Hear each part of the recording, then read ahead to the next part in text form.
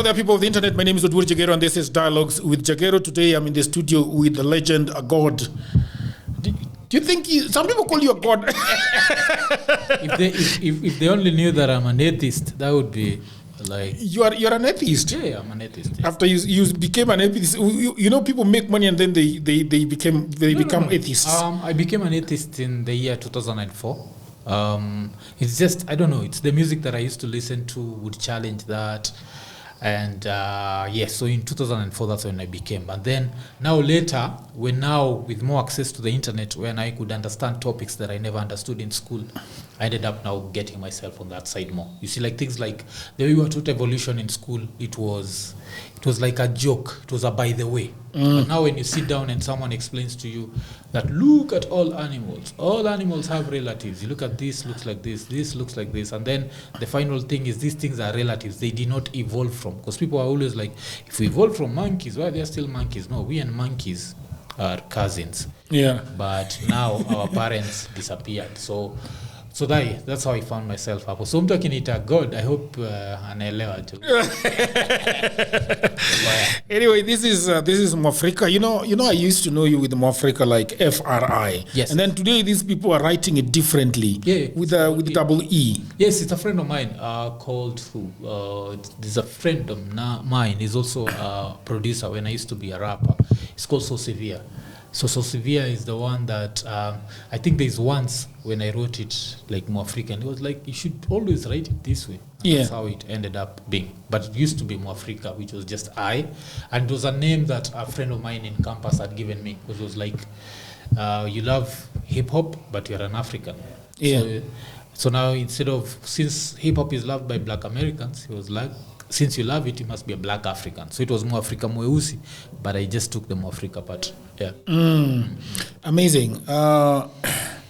I want to discuss, people of the internet, I want to discuss with Ikunini a lot of things. Number one, I want to dive into your childhood, where you grew up, the things that you loved when you were growing up. And then I want to discuss music and radio and rapping with you. Yeah. And then number three, I want us to discuss politics of this country. Yes. You know, I've never understood why these people have not kidnapped you with all those things that you say on your channel, man. I think it's still small. Yeah. But we were talking before about AI. When you teach me how to use AI, they'll look for me. You know, those things. And then the content creation. Yeah. So those four things. Okay. Where were you born? Were you born in Nairobi? Were you born in the village? I was born in Nairobi.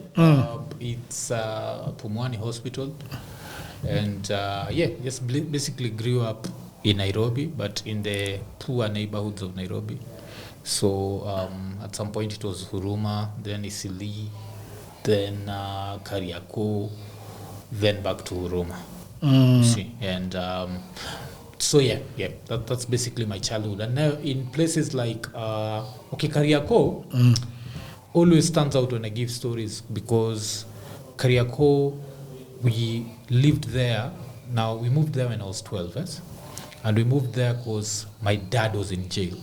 So since my dad was in jail, there used to be this thing that Luos used to do, which now that I'm an adult, I understand why it was not a cool thing. But there used to be this thing where your brother's burden is your burden.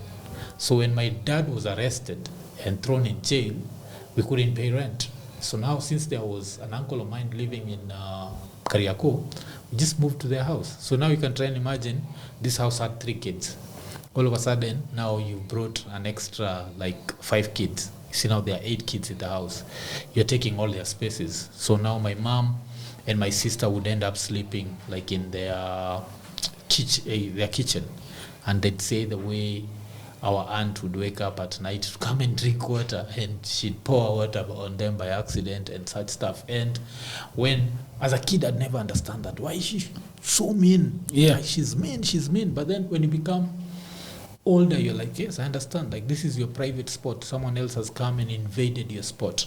So Kariako will always stand out to me when it comes to that, because right now as an adult, would I want someone to just move in with their whole family to my house? No, I would not want. So as a kid, you look at life in a certain way where everything is perfect and what. But and then also Kariako is just one of those houses. You know, those houses are kanjo houses. Yeah. So since they are kanjo houses, they are very affordable. So now even the person who owned the house was the brother to my grandfather. So even for him, now he used to let people live there, then you'd give him something extra every month. But then someone else kujat. Now when this uncle of mine died, because the uncle also died, yes, when he died, they ended up getting someone else to come and like paid him. Now my grandfather's brother was paid. And yeah, we had to be kicked out. So we all kicked out. And now afterwards, now we went back to Isili. Got this one bedroom, not one bedroom, one room house. And this one room was interesting because when we were, before we left for this one room, we were still in Kariako. But then one day, my mother just woke up and told us, like I'm going Ocha. And she never came back. And when we tried to ask, why have you come back? Or like, last born, kitenda member amemaliza shule. Kwani mimi narudi kufanya nini? So our mother left without nini. So by the time tunakikiwa out from Kariako, we had to now go fend for ourselves, you know. Like your mother is not there? No, she went back to Ocha. Yeah. Like as soon as we reached like I finished school. Because I was the last born. So as soon as I finished school, she just left one day like, I'm going to Ocha narudi. They never came back. Really? So they are waiting. Like, mother atarudi lini. So by the time, your time, mobile phones are not what they are right now. So by the time tuna communicate na yeye, yuko like, nyinyi ni watu wakubwa. Mimi naishi na nyinyi aje. Alafu walikuwa na zile za obvious za Nyiri, kanyo tu Nyiri, wataenda wapi? Like mademo ata. So so that's how we learned. So from a very, I'd say that's one of the things I love about her was that for my brothers, alingoja till afike 22. For me, nililearn at 19. You see, because when she left us, I was 19 years old. So now with that, here IKO Ocha, sisi tuko Nairobi. So we end up moving to Isili. So time bila tuko Isili, tuko kwa this one room house. I think we used to pay 1,700. We could not come up with it. Tukaenda up fukuzwa hapo. Tukaenda kuishi Huruma ilikuwa 1,200. We still struggled with it. So this is you and your siblings. Brothers. Yes. My 3 brothers. So we used to live for a very long time just as 4 brothers. So there was my big brother, then there are twins, and then there's me. You see, so but kuna vitu kadhaa maybe hapo nimeruka. The Primo that I normally talk about is Olympic Estate, because that really molded me. But then with Primo, apart from Olympic Estate, it done in Kibera. Yeah. Apart from that, I finished Primo at some other school called St. Patrick's Hill. It's in Kiserian. Yeah. But Olympic Estate stands out because of a few things. First of all, nikiwa class 5, Nani was in class 8. So it was this guy that passed away, the Kibera MP. Yeah. Yes, I remember him. Yes, Ken Okoth. So Ken Okoth, I always remember him because he used to pass so much that they gave him space to be cheeky. So you'd find him as a class 8 swinging with a gate, and they just let him be like, So, and to also see like what he turned into, like he ended up being like one of the best MPs that Kenya has ever had. Like every time when I hear scandal, like 100 million shillings is lost, I always use Ken Okoth. I'm like, Ken Okoth would have built 2 schools with this. You remember he built Mbagathi Secondary, I think with 48 million. Yeah. Like, and it had all facilities, laboratories and what. So always look at Ken, and I always wonder what molded Ken. Was it the primary school or was it high school? Because we also went to the same high school. So I don't know what molded him, but to me he's that leader. Like every time, sometimes I talk a lot about leadership, and that's one of the things I look at. Like, if this person can be like this, imagine if we had 300 Ken Okoths, what would Kenya be? So yeah, such stuff. Yes, kumbuka la swali ilikuwa nini, but swali ni hiyo umekuwa ukianza ukianza the whole time, just you growing up. So I think maybe another thing you're growing up is, like I was saying, In hindsight, when you're an adult, you learn a lot of stuff. So you learn the way people nowadays, I see people joking online and they're like, nowadays we understand why our parents used to say they don't have money. So you learn such stuff, and you learn how, like, paying bills, these things, like being an adult is such a hard thing. But apart from that, you also look back and you learn that when your parents were parenting you, they were learning. Because right now I'm a parent and I'm learning. Sometimes my kid does stuff and I'm like, hakuna manual, like what am I supposed to restart? Mac Studio. Kuna Mac Studio na ujui kitu Thunderbolt. So unalearning a bit because people assume, have you ever noticed that when you're a kid, everyone is old? Yeah. So even I always joke with my kid, because my kid is always like, Dad, you're so old. And I'm there telling the kid, like, you know, at some point I was your age and I used to think everyone is old. And then the older that you get, you realize that things are not what you think they are. For example, when I was in my 20s, I remember seeing Uhuru Kenyatta fighting for young people in Kenya. And I think Uhuru was in his 40s. And I was like, you're not young, we're toka hapa. Then nikajipata niko 40s, niko like, oh shit. Alafu you understand, you end up understanding that things don't work the way you think, because I think as Africans we are raised with this notion that at a certain age you're not supposed to do this, at a certain age you're not supposed to do this. So with that in mind, we grow up thinking that if you just wake up one day and you stop doing stuff because you've gotten older, then you realize life doesn't work like that. You'll still enjoy the same things you enjoyed in your 20s, you can still enjoy in your 40s. You still like the same things. Like I saw a certain debate online.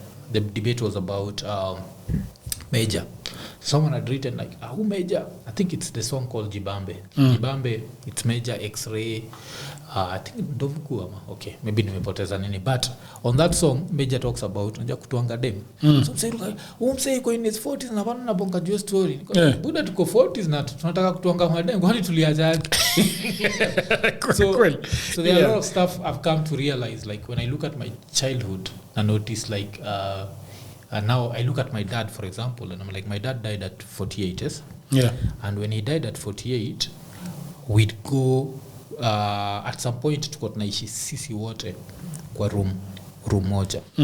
So kwa hii room moja ilikuwa like 4 brothers, 1 sister, and my dad and my mom. Sindio? So you assume, when you're a kid, you assume your father at 48 and your mother, they've retired sexually. They don't. Yeah. Later on, like, yani hatu. This is what poverty does to you, that it takes away a lot of stuff from you that, you know, like a richer person, you can have privacy yake. Them now, it meant at night you can't do anything. You have to wait for the kids to go away. Yeah. And you look at such stuff, and now as an adult you can look at the importance of sex in a marriage. So you wonder why. Maybe this is one of the reasons why you'll find your parents sometimes screaming at each other. Yeah. It's because of such small things. So mpendaka kusema ile nini, poverty takes away your dignity, takes away like a lot of stuff. Yeah, I wanted to ask you, when you were growing up, there's a gentleman that told me the other day, in fact he told me that this thing, I'm just telling you this story like iniwezi weka kwa dialogues because itaniharibia kazi kwa sababu he's now abroad working as a nurse, and when he was asked if he has ever been arrested, ever been in prison, he said resounding no. So he just told me this story to get off his chest that he used to be a violent robber in the city in Kibera. Okay. There is a time they were chased by the mob over a bridge, and then the only thing that saved him was that when he looked down on the opposite side of the bridge, there was a forest of cactus. And he jumped in and bled in there for 6 hours paka usiku ndo akatoka huko. So when that happened, he did not quit. Yes, they attempted to rob a mzungu again using a fake gun. This time they were arrested. Nakakuwa in remand for 2 years. The only thing that saved him was that the gentleman refused to come to court.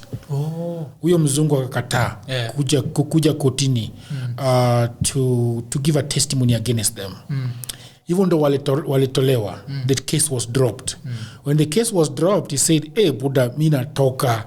In Nairobi, natoka. Isipotoka, I'll die. So he went to Kisumu and went to KMTC.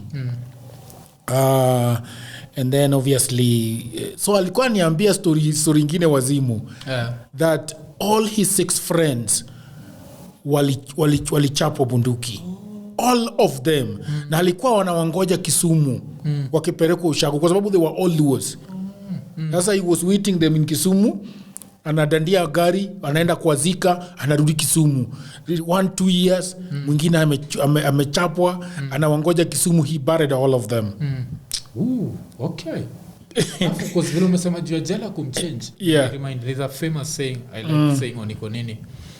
Because this one I was told by my dad's cousin, who we classify as our fathers. But there's this time, like, I've gone to Ocha, and he'd just come from jail. And you know, like the way Luos go to Aora. So Aora is the rivers. So we go there. Of course, we are both adults. And we start talking. So he just sat on a stone. He just come from jail. So it's this very thin guy. And this is around 23 years ago, and I've never forgotten this. He said, Ngamote rijela, romki ngamonegi. So he who's taken you to jail is equivalent to he who's killed you. And that just stayed with me till now. So when you say that guy reformed after, that must be Chinka Basile. That saying. Okay. I think it is a Chinka. So now I heard it from my uncle. Yes. So he's the one who said that, and it just stayed with me. So he's called a Gumbi. So I can't even understand. I can't even forget. Like, I remember that day. He'd just come from jail, and I'm sure I've never had this conversation with him, but I'm sure he forgot he told me this. But it stayed with me. Like, he who has taken you to jail is equivalent to he who has killed you. And it just come from jail. So that just stayed with him. Like, even till today, that's one of the few conversations I can remember. So the question I wanted to ask you is that you have been left in Nairobi as my boy is 20 years old. Were you like, we need to start, penny pinching. We need to start robbing people. We need to stop doing this. The question is, how did you decide that this is not the life I'm going to live? I think with crime, I always say some people are born with like a fiber of crime in their DNA. Me crime yangu ile inaweza sema niko nayo ni freedom of expression. That one I know will land me in trouble. Musa maga, like it's just a matter of time. So, but crime, robbing, whatever, I've never loved that side because I don't want to be robbed, so I never loved robbing. I never even thought about it. Then I think also my brothers, because my brothers really loved, like, there's my big brother who loved football a lot. Then my 2 other brothers loved like music kabisa, especially reggae. So with that, I was always niko najua tu ndawak na kitu ya kuduna ngoma, basi kwa najua ni nini. So that's how I even ended up being a radio presenter. I always credit them for that because they used to play music so much and I'd be there trying to be like a fake radio presenter or whatever. So crime do you take coffee? No, I'm good. I'm trying to lose some of this kitambi. So wamekuambia coffee ina nini? Nitaitaka na sukari ndio ni enjoy nje itaka na sukari. Okay. I hope that you're enjoying this program. Over the last 15 years I have been working online for clients in America, in Europe, and all over the world. And that is why it pains me a lot when I see a lot of African brothers and sisters saying that they do not have a job. Now, this is the problem. A lot of people are trying to look for a job in 2024 in their own town, in their local area. Now, the truth is there are no jobs in Africa, at least not so many jobs. The good news is that we have internet. these days. We have a tablet, we have a computer, we have a phone, and that means that we can do a lot of jobs, and those jobs are online. That is why over the last 4 years I've been writing a book that is called Digital Goldmine. It is a book that explains to you how you can earn money online. The 18 hustles that I've chosen are basically for Africans, because what happens when you are doing online jobs is that payment is usually a problem. So these 18 side hustles that I have put together in this book, you can be paid very well and very conveniently.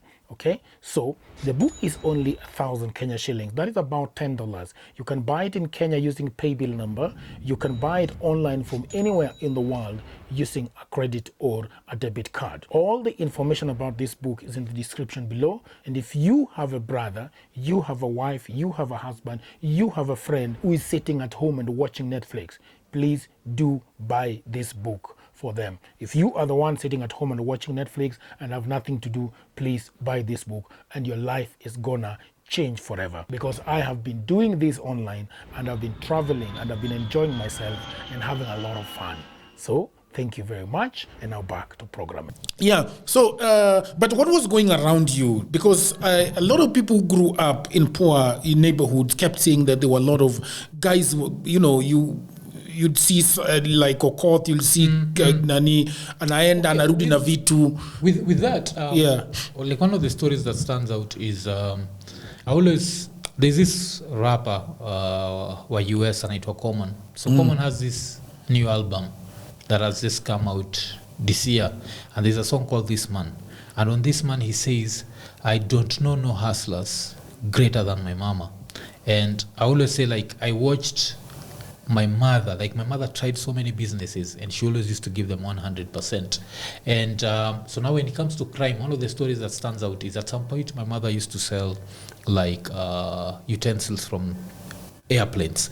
So back in the days when like aeroplanes used to zikianguka tu hivi watu walikuwa wanaingia ndani wanachukua hizo vijiko zote. So unatoka Swiss Airlines, Lufthansa na vitu kama hizo, then zinaenda Kikomba, ikianguka no, like ikiland too, like airlines used to make a lot of losses. Alafu you remember back in the days, this was before 9/11, like a metallic spoon was not a weapon. See, right now you can't find any metal that can be used as a weapon. So what used to happen is during these days tuko tunapata hizo vitu like vijiko za Lufthansa nini za Swiss Airlines. The Swiss sijaisahau kwa kijiko ya Swiss ilikuwa ina bend hivi. Yeah. So my mom used to sell those. But now one of the people who she used to get this stuff from was a certain lady, and she'd send her kid to bring them to our place. So this kid walikuwa naishi Salem. Then there's one day my mother is like, mimi ngane no neg. Nikaja ku like nani aliuliwa, alikuwa mwizi. So I remember this, I'll call him a kid because you see I was a kid. I'm like, by the time tuko ma 12, 13, 14, yeye pia iko 15, 16 hapo. He was a little bit older than sisi. Alidedishwa tu hivyo. So yes, that's the closest to crime that I've seen, where someone who I've interacted with has ended up dying. But these are the stuff, like if I told you I spent a certain chunk of my life in Majengo, najua, like hapa high rise. Sasa nilikuwa naishi high rise, the whatever side of it. And I never just used to interact with people. I might have been whatever, but pia naweza angalia kuna toka niona na the red shirt and the blue shorts. Wachukua haka nikachopi, wacha tu see. So I never danganya nikikwambia I have friends who are killed by the police. Like a lot of friends that I had were people who loved music. People in it. So yeah, miss to interact now, but I saw. That's the closest that I saw to death of someone that I knew. But if you want to know how like memory works, funny, I can't even remember his name. But that time I knew his name. Because I thought, nani ameleta vijiko? Nani ameleta? Even used to bring it as alcohol, like Johnny Walker and what they brought. And it shows you how culture changes. Because during those days, madhe angekuwa na like a Johnny Walker for even 2 months trying to sell it and she can't find a buyer. Really? Easy. Majuzi kuna a certain lady alikuja iko nini, she's based in the US and she's an Iko Nini fan. So alikuja States, alikuja US, that is alikuwa visit.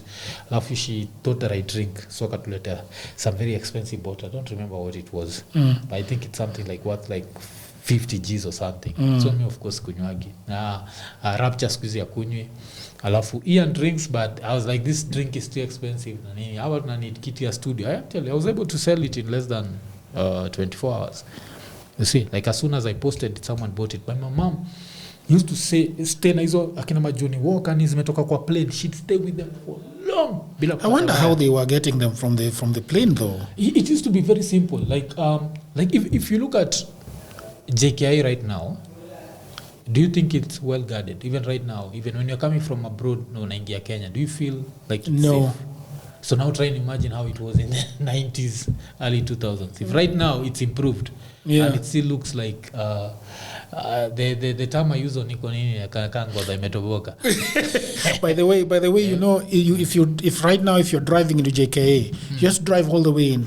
Yeah. Nobody stops you, nothing. It's not well guarded. It's not well guarded at all. Now if you give Adani, now try and imagine you're giving that now to a foreign entity. So now you're making it even worse. Because now it's like you're giving your sovereignty to, but you need to tutabonga juu yake baadaye. Yeah, you need to tutabonga you know, I've always, when I was when I came to Nairobi, my mother had just died. My father had just died in 2000. You know, my memory is really shitty. I think was the right place. It was I think in 2003 or thereabout. So me nikakuja Nairobi. When I came to Nairobi nilisumbuka sana. So my mother was the one. So when? In 2000, I think, and 4. Yeah. So who had just passed? My father. Okay. My father had just passed. My mother. So this is the story. I got into college, and my mother was supposed to hustle for money and pay for my education fee, and then she died 5 months into my college. Oh, so I just remained in Nairobi, just me. So when I was coming, I was thinking that, you know, there is my uncle working with Kenya Railways. He was the CEO of Kenya Railways then. There was my auntie that was working with a huge person at Strathmore University. Like, there were so big people around. So mimi in my head, I was thinking, hawa jamaa hawezi kuniacha. Aje, waliniacha wote. Yeah. So hata me, when people talk about tribalism, mimi I always take a step back kwa sababu mimi nilipelekwa shule na Kalenjin. Okay. You know, they paid my school fees lani yote for the entire 3 years. But it was so hard as an orphan. Very, very hard. I remember I was living with my uncle in Landimawe. Na huyu jamaa alikuwa na travel, but mimi sijaiona mtu na travel hivyo. Like in a month he would be in the house maybe once or he wouldn't be there. So yeye alitupatia tu kecha. Chenye unakula hapo shauri yako. Yeah. We actually named it Janjaweed. It was so hard. So no pocket money, no nothing. You're just in the city with literally nothing, bro. So the question I want to ask you is that how did you survive? What were you doing to survive? Because for me it is only the guy had his brother-in-law, and this guy was working some small jobs. So once in a while he'd come with a packet of unga, he would come with tea, but most of the time, alafu jamaa chenye alifanya, and that thing was really bad. He had the railway houses, you know. So it was a two-roomed house. So the sitting room and the bedroom, and then mali ya kulala ya watoto huko nje. But then the bedroom, I don't know whether you've gone to houses where it's a house, but then the bedroom wall does not go all the way up. Yeah. Inafika mahali because, you know, it's one house. Alafu jamaa akarentisha hiyo bedroom yake. Oh, yeah. Yeah. Jeez. Yeah, okay. Sasa sisi tukabaki tu pande hii. The funny thing with those houses is that the bedroom and the sitting room had different doors. So renting was also easier. Yes, very easy. But the thing is, there was nothing separating the two walls. So bwana huyo jamaa, he was doing business at Muthura Market. He had everything, all the food you can imagine in this world. So sisi in this other side tulikuwa tunalala tu njaa. But there was a lady called Nyabura. the daughter to the guy who had rentished that other side, she was beautiful, but that's beside the point. Huyo msichana alikuwa anapika chapo bro, like every other day. Mnainusa tu. It was Now, do you know what? They had TV. We didn't have TV. And do you know when Swale Mdoi was Swale Mdoi? When everybody would congregate at the TV to watch Swale Mdoi. Yes. Yeah. So that was how it was. It was so traumatizing. I think those wounds have never healed. Because ilikuwa njaa na unalala ukinusa rusu ya chafu. Miloma. What does miloma mean? Miloma means miloma means unataka tu. I don't know the correct translation. Miloma means mtu mwenye anapenda vitu tamu tamu. Yeah, that's what miloma means. Yes, but see, if someone is cooking, you can end up getting miloma. Yes, exactly. Yes. Yeah, the smell hits your brain and you start salivating. That's miloma. Yeah. And I hate that feeling. I really hate that feeling because I always say that feeling, like I can't remember the last time I salivated on anything. But vile susema poverty takes away your dignity. Utajipata tu bahali kwa una meza mato. Alafu imejaa kwa mdomo mpaka unashindwa hata ku. Yeah. Yes. So I am going this round to ask you, how did you deal with this, you know, this sheer lack of, you're like, yani the sun rises and you know there's nothing. To a certain level I was lucky. I always joke that there's this one person who akinionaga ni kwa podcast nikiponga jua bad leadership atamanga bure wewe, but I always say you can never judge someone for what they were as younger people. So vile nilimalizaga chuo, I think someone ended up telling me that there was someone who was looking for someone to open his pool table at Mamlaka Hall in Nairobi University of Nairobi.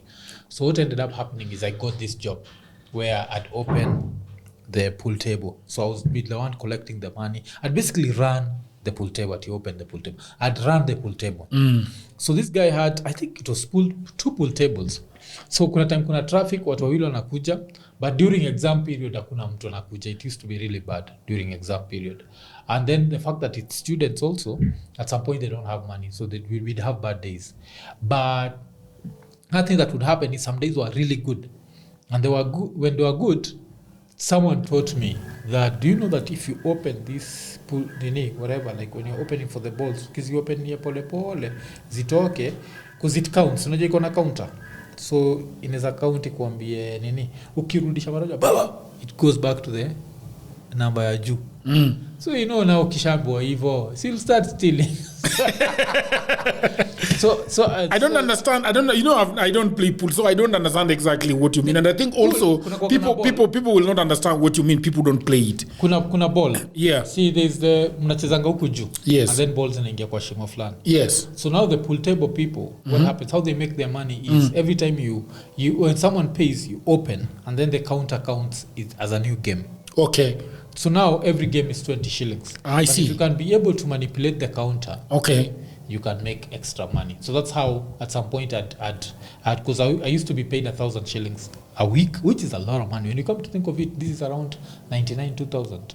It's a lot of money. So with that, kuna time kwa nasaidia, nikikam to stories za rent, nasaidia na stories za nini. So that's like how part of how we used to survive. But still 4,000 shillings hata ukisaidia na hivyo, na pia ukiweka fare hapo ndani, hakuna vile itatosha pia food, rent and everything. So now you have to think of extra income. Plus at that point I really loved music, so I'd have to buy the tapes. Na tape moja ilikuwa so tape ni so. I used to also love buying the Source magazine. Source magazine ilikuwa 450 shillings. So to maintain that 450 shillings. Yes. And this is like uko 99 2000. Yes. The Source magazine. It was coming once in 3 months or what? Once a month. And I used to have a lot of copies of it. So to survive hivyo, I had to now be a Kenyan politician. So I used to nini kidogo. So that's how part of how we survived. So you were the breadwinner then? Yes, I was like, one of the things that I loved about like the brotherhood between me and my brothers is it was whoever had would just step up and just do everything. so there was that. So kuna time ilikuwa ni mimi, then nikaenda nimefireriwa from your job, so ikaenda Patuna, so another brother kaangukia Inda, so ilikuwa hivyo, huwa naangukia, so that's how we basically survived, but never did crime. But one of the days I've never forgotten ile day tulikuwa tumepata mahindi hii ya rega. Yes. Mahindi imekauka, mnafaa you're supposed to, what is it called, like just take it isiagwe. So tulikuwa tumepatiwa na mother kutoka Ocha, tulienda bila chakula and we tried boiling it. Unajua mahindi si mahindi ya kuboil. Unaiweka pale inaenda. Kwani mliweka kwa stove? Yeah. Oh so, my God. Inamaliza nini? So yeah, that was a very depressing time, and it made me appreciate those basic things like food. Yeah. That's why, like, a lot of times watu wanaga, like, I criticize when politicians wear these flashy watches and what, and the main reason that I do that is I always remember those days, like, we'd even lack something to eat. So I'm always like, sawa, you're successful, but I'm sure there's a constituent somewhere who can't even get food to eat and enda kulala njaa. So huwezi ni justify why you are wearing a flashy watch and whatever, and you are a leader of very poor people. So it was a rough time. Like those days, I remember some of the days survive with one meal. Yeah, so people look at you and you are very slim. Alafu sisi sasa now as Africans, when you're slim, Thagris. Yeah. Thagris, how did you get into radio? Radio was accidental kabisa. Like even the Mwafreeka you are sitting with right now is as a result of a series of accidents. Because this is what happens. So I used to love hip hop music a lot, yes. So as I told you, in 97, our uncle dies. Then in 1999, the house that we used to live in, Apo Kariako, we are told, like, another person has paid your grandpa, so you have to move out. So tuka move out tukaenda Isili. So vile tulienda Isili, ilikuwa nyumba fulani ground floor, ilikuwa owned by a certain lawyer. That lawyer should be arrested because that house was against the law. Like hauko unajua, like uko unatoka hivi. That's how dark it was. It was so dark. Yes. So during it time, now my love for hip hop imeanza kushika kabisa. So I used to get tapes. So there was a friend of mine anaitwa DJ Zag. Apart from DJ Zag, there's another one called Muki. And but now with DJ Zag, we needed to exchange CDs and what. So one day someone told me there's kuna boy fulani anaishi hapa, but now Caliph, anaitwa Paul. Paul anakuga hip hop fan ka wewe. So just decided like wacha niende. So I went, knocked on his door, and who's Paul? It's Juakali. So that's how we meet Juakali, just to exchange music with. So kina Juakali, they used to, of course, they were rappers. So since I only rappers, I'd hang out with them. Then I don't know what happened one day. Then nika criticize kitu. In hindsight now I understand why they were pissed. So when I criticized something, one, I don't remember who, but ilikuwa hiyo click ya Juan or Nini and what waka criticize vitu sana, so wewe mwenyewe ufanye, you see. So now that's how I ended up rapping. So I always tell people I did not start rapping because I wanted to. I started because someone challenged me and I took the challenge. So I tried it, blah blah blah. So now when this time I'm immersed in the culture. You know, see, when you're 19, 20, you're very easily malleable.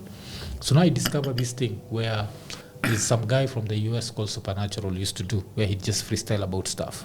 So you give him a cup, he's like, hey, check in ya maji, blah, blah, blah, blah. You see.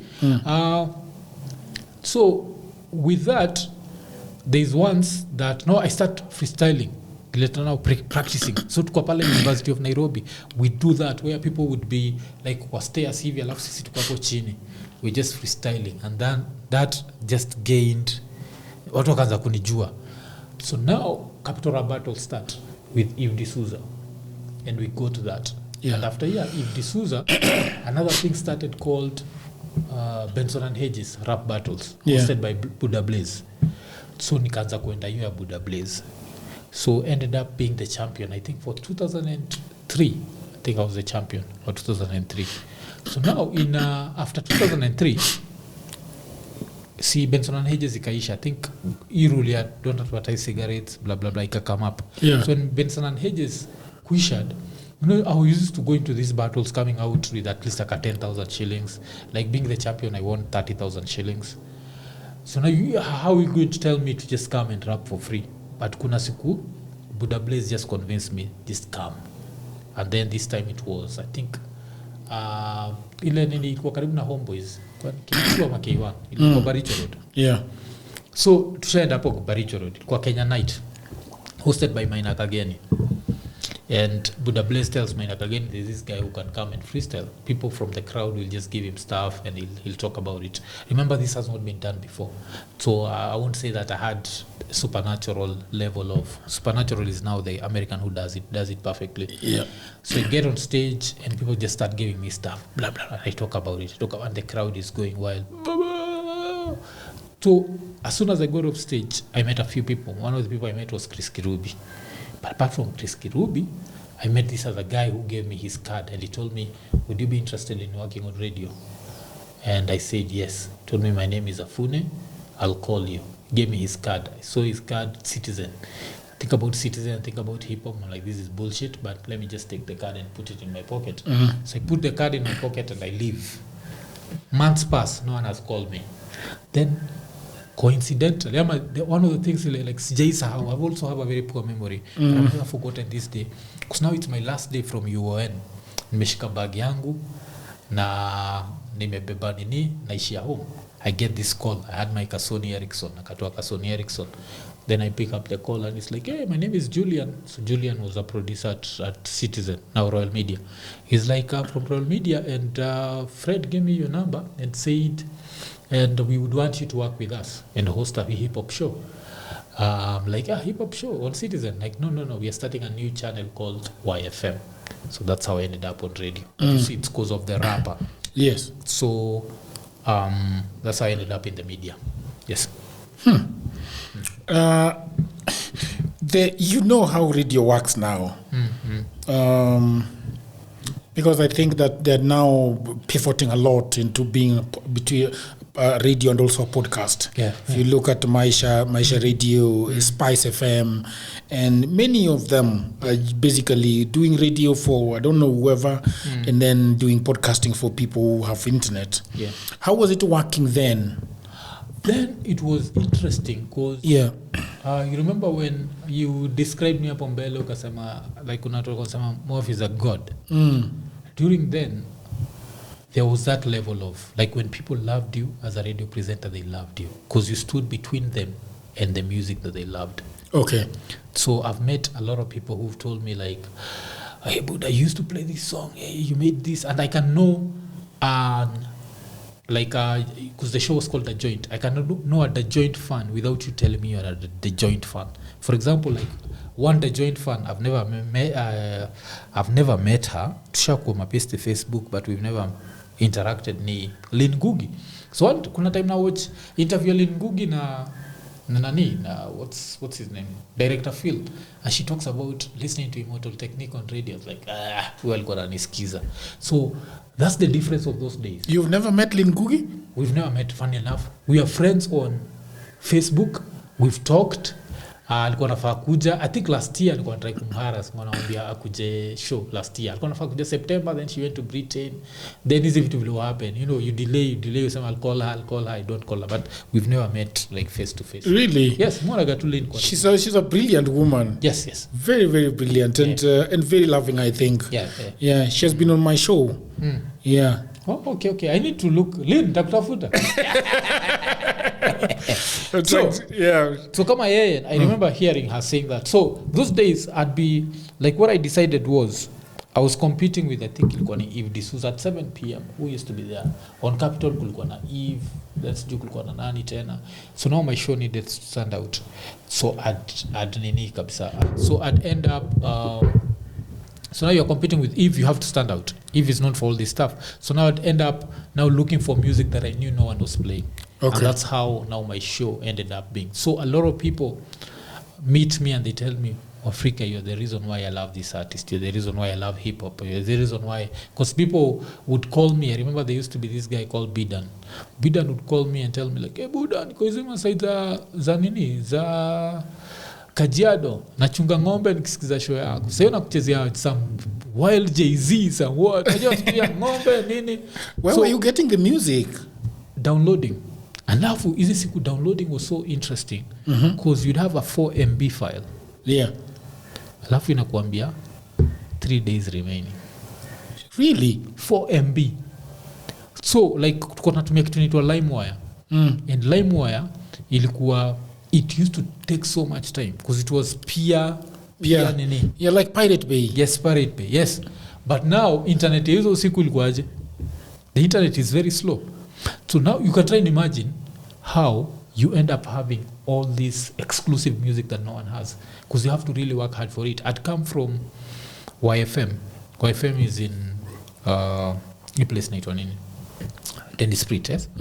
Natoka Dennis Street naingia town. So ningia town around 2 p.m. I'll stay in town till around 8 p.m. just downloading music. Because now with time the internet became faster. So when I started, it would be 4 MB, 3 days. Then there used to be this place, ilikuwa Barclays Plaza. So ulikuwa unaingia Barclays Plaza, unaenda downstairs. Ukienda downstairs, there used to be this cyber cafe. Yeah. By the time you cyber cafe ilifika, I think speeds ilikuwa like 50 kbps. 50 kbps. Na sasa hii una do 500 MBs per second. Yes. That's a jump of how many percentage? That's 10,000 I think faster. Yeah. Ukijua vile niko na furahi. Like hii 50 kbps, yani unataka kuniambia hii kitu ingoma nitakuwa nayo today. So niko naingia hapo I'd used to spend like part of a very huge chunk of my salary just downloading stuff. Because niko naingia hapo 2 p.m. I stay for 6 hours. At 8 p.m. naishia Kenya. You were not giving them the budget for downloading music? No, they did not give you. Because you see, like radio was also very different that time. You are the producer, the editor, the what. So I always say that Roll Media really helped me. Because me, when it comes to audio and video, I don't think there's anything I can't do. I can edit, I can clean, I can dub, I can whatever. I can do everything when it comes to audio and video. And with audio, I learned at Royal Media.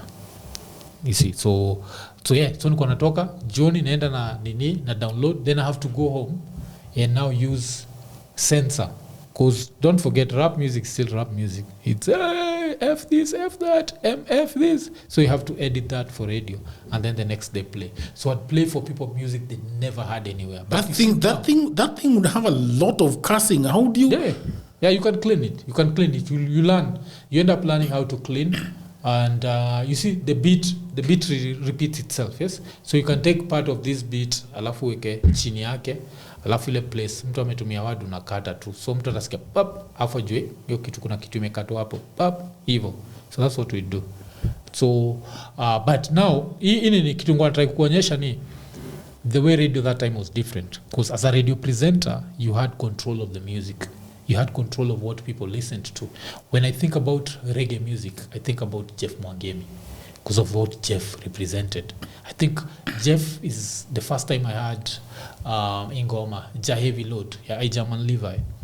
And I've never forgotten. Like, hey, I got to carry Ja Heavy Load. I'm like, Paka, like Majuzi, Octopizzo sampled Ja Heavy Load. He has a song called Lair. So it's a Luo song, but with a reggae sample. It's just a crazy song. Yes, I've listened to it. Yeah, people need to listen to that. And when I heard that song, I remembered Jeff Mwangemi. How many times do you hear a song and you remember a radio presenter? So I'd say radio presenting nowadays is not the same as the way it was during the days of Muthoni Buika, you know, Eve D'Souza, Jimmy Gathu, and what. Because right now you don't control the music, and since you don't control the music, now you have to control the conversations, and that's why. When you say you don't control the music, what does that mean? I can find my own music. But what do they do now? Like you see, right now, like if I want to listen to Wakadinali, I don't need you. I can get it for myself. Yeah. Yes, and I can rewind. During my day, you had to get a tape. Or make sure battery ziko kupeleke Yeah. So saizi the conversations are what is driving good radio. And that's why now you have Giddy and Ghost. Apart from Giddy and Ghost, you have, of course, Spice. Because Spice have mastered that art. Where I think the revenue for Spice on YouTube has to be at least on the lower side. 30% of their revenue is from YouTube. So this is what also keeping radio alive. Because now you have all this extra income coming from a source that was not there. Because the advertisers have also moved. They're like, hey, hiyo kitu umesema imenikumbusha kitu bwana. Kuna jamaa amelia YouTube jana boss. Jamaa amelia bwana. Kijana anaitwa Uhuru Mjaluo kutoka zichi wapi. Amesema his cheese has been moved. So huyu kijana alikuwa kuna hii expedition company called Mara Tours, Mara something. Huyo kijana was being paid, I think, 100 shillings per minute to edit their videos for travel. Alafu huyu kijana alisema hii kazi ni mob. Hao majamaa wanaenda expedition for 18 days. Wana shoot gigabytes. Naletea huyu kijana edit. Sasa ikakuwa kazi mob na pesa ni kidogo. Kijana akawaambia hawa kwa sababu they were not interested in monetizing their YouTube channel because they thought there is no money there. And they were raking like 30,000, 40,000, 100,000 in their videos and their 38,000 subscribers. Now vijana they are not monetized. So the boy said tumevutana sana mambo ya pay. Chenye mfanye nyinyi mnisaidie na hii YouTube channel yenye amtaki. So nyinyi for you it's advertising, showing what you've done with your client. For me I can monetize it and get money from it. Inilipe. Yudi oktopizo. Oh, damn. This is the most unprofessional thing I've done. No problem. Kwa nipatia story. Yeah. So kijana anasema, fuda window unataka, chukua. Kwani iko nini? Iko nini? But these motherfuckers. So the boy connects his AdSense to the YouTube channel. And guess what? The first month, $700. Okay. But don't tell them. Do you know the problem is the boy was an editor. He was just an editor on the YouTube studio. Yeah. So those guys could see everything. And they were just seeing the money coming.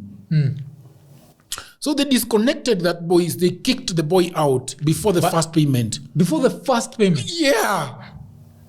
The first one was 690 USD.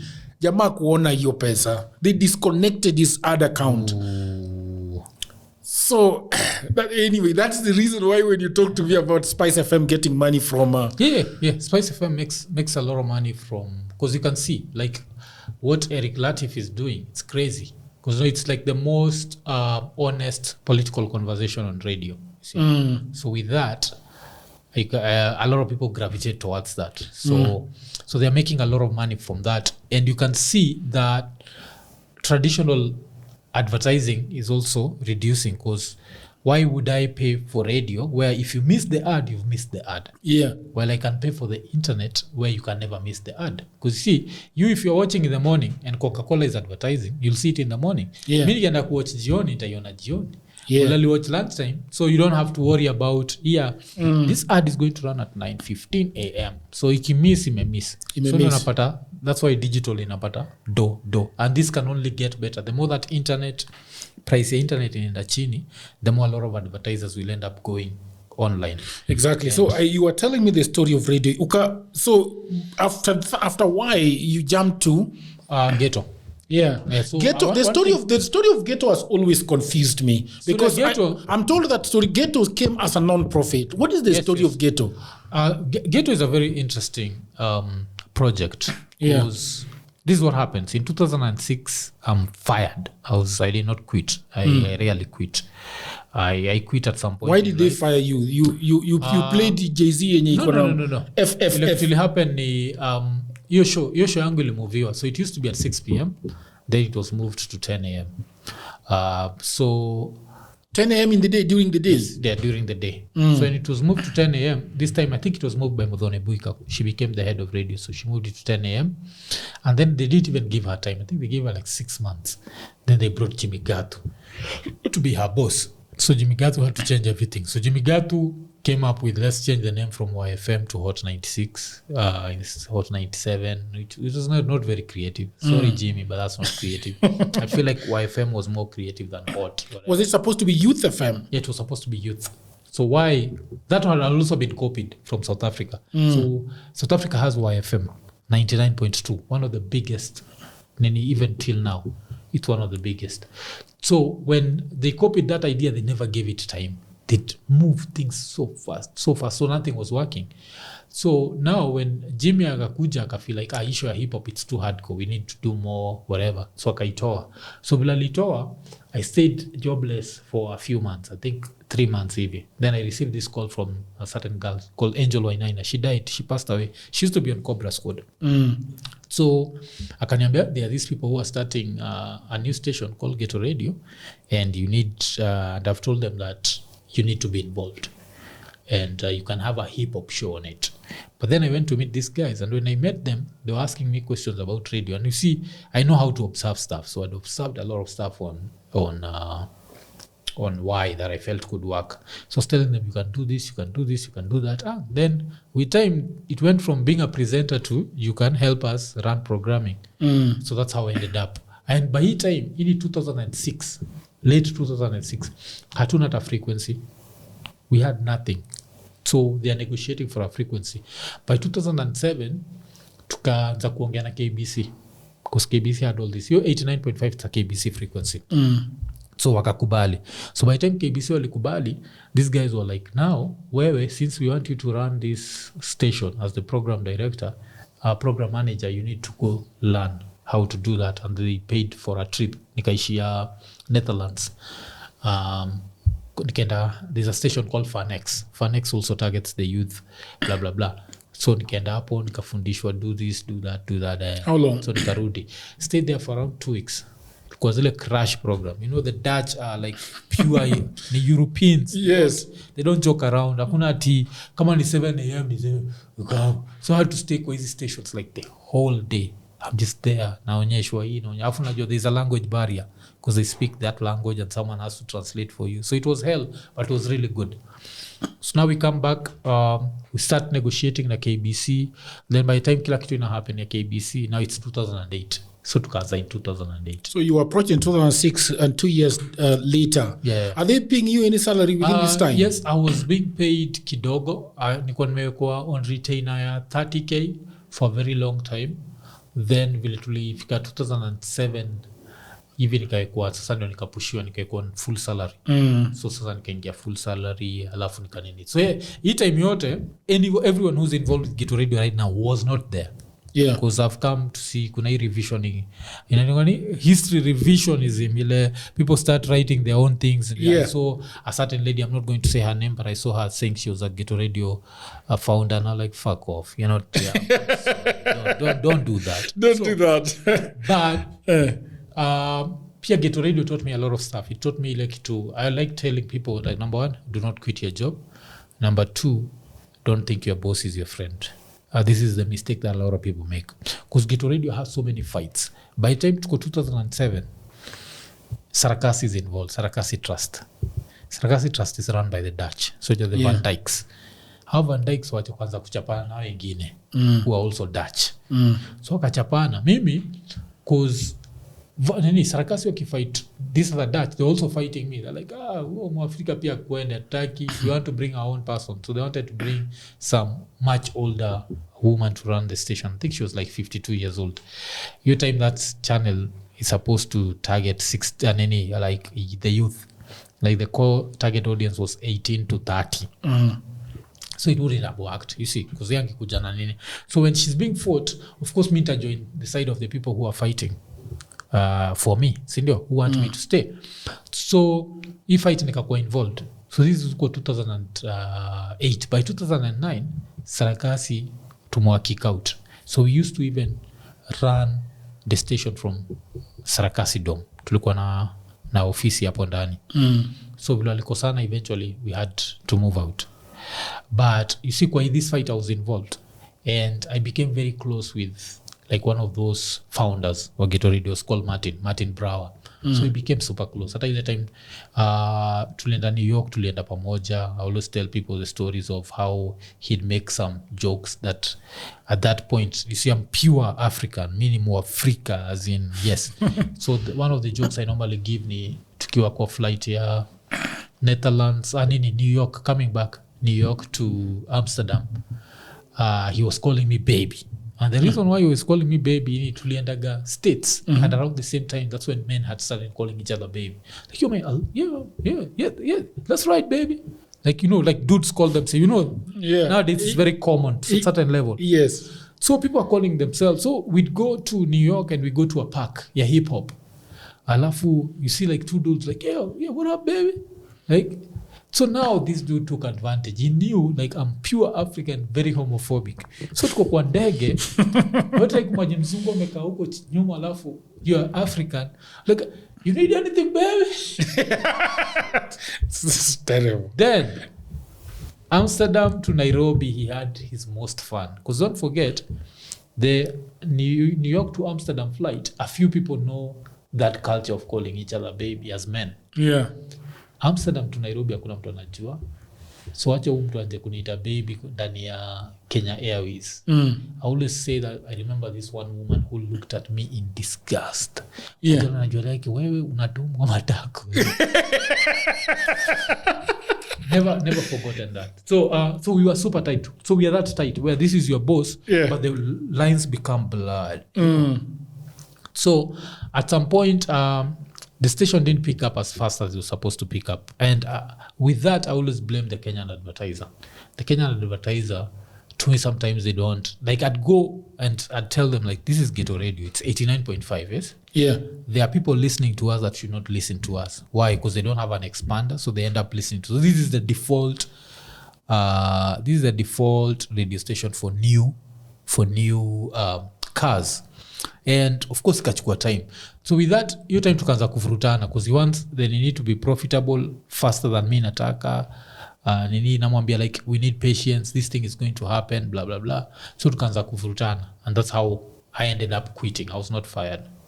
So when I quit, things didn't go the way I expect. Because me can expect and me quit, me build Ghetto Radio, someone else will see me and offer me a job. It took 3 years before someone offered me a job. 3 years? Yeah, before sasa nimeenda where did I go? I ended up at QFM. But 3 years si kwa ati nitagrock peke yake because pia when I was on Ghetto, like my chemistry with Rapture was so a lot of people could see it. So when I was at Ghetto, we ended up getting the first Safaricom ad ya *544# ilikuwa mimi na Rapture. Like you could advertise when Safaricom started selling bundles. Sindo ilikuwa watu wa kuisell. Alafu pia tukaanza kufanya Raya. So Raya was on started on K24, and then from K24 it moved to NTV. Then from NTV it moved to QTV. So I was still making some money. So by the time nafika 2013, I still have Raya. I started making a QFM. Stayed to QFM for around 1.5 years. And then after hiyo, kakuwa ni tagro. Because pia sikuwa na save. I never used to save. So, like even I like... Pesa ilikuwa inaenda wapi? Kwa wanawake ama kwa pombe? No, not kwa wanawake. Fun enough, it's I don't... yes, nilikuwa mtu kukatiana, yes. But nilikuwa mostly kufuel gari kwenda kupick up mtu na kurudi naye kwa nyumba. Alafu Arsenal versus Manchester, unajua. But haikuwa ati, it was never, I've never been a spender, ati mtu wa kuspend, do kuimpress them, I've never been that. But try and imagine you are solo, kwa peke yako kabisa, one single person. You're living in a 2-bedroom house. Yeah. And you're paying 47,000 shillings. And this is 2012. Does that make sense? Kwa peke yako. In hindsight, it's wasting money. Yeah. You see, when you're young, you don't see these things. When you're older, that's when you're like, nah, I used to waste money. So niko na waste pesa sana.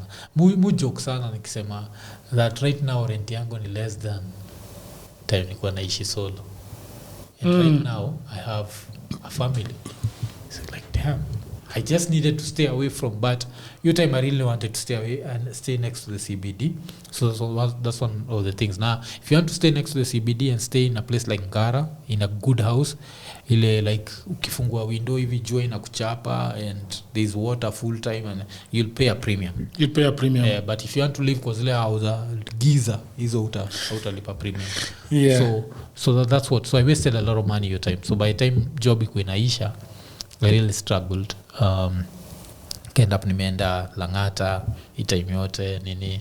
Sasa ndio baadaye sasa nikadeal na hiyo reality. I think I struggled because I could not believe I was not getting media opportunities. I was like, Budajo, you have gone.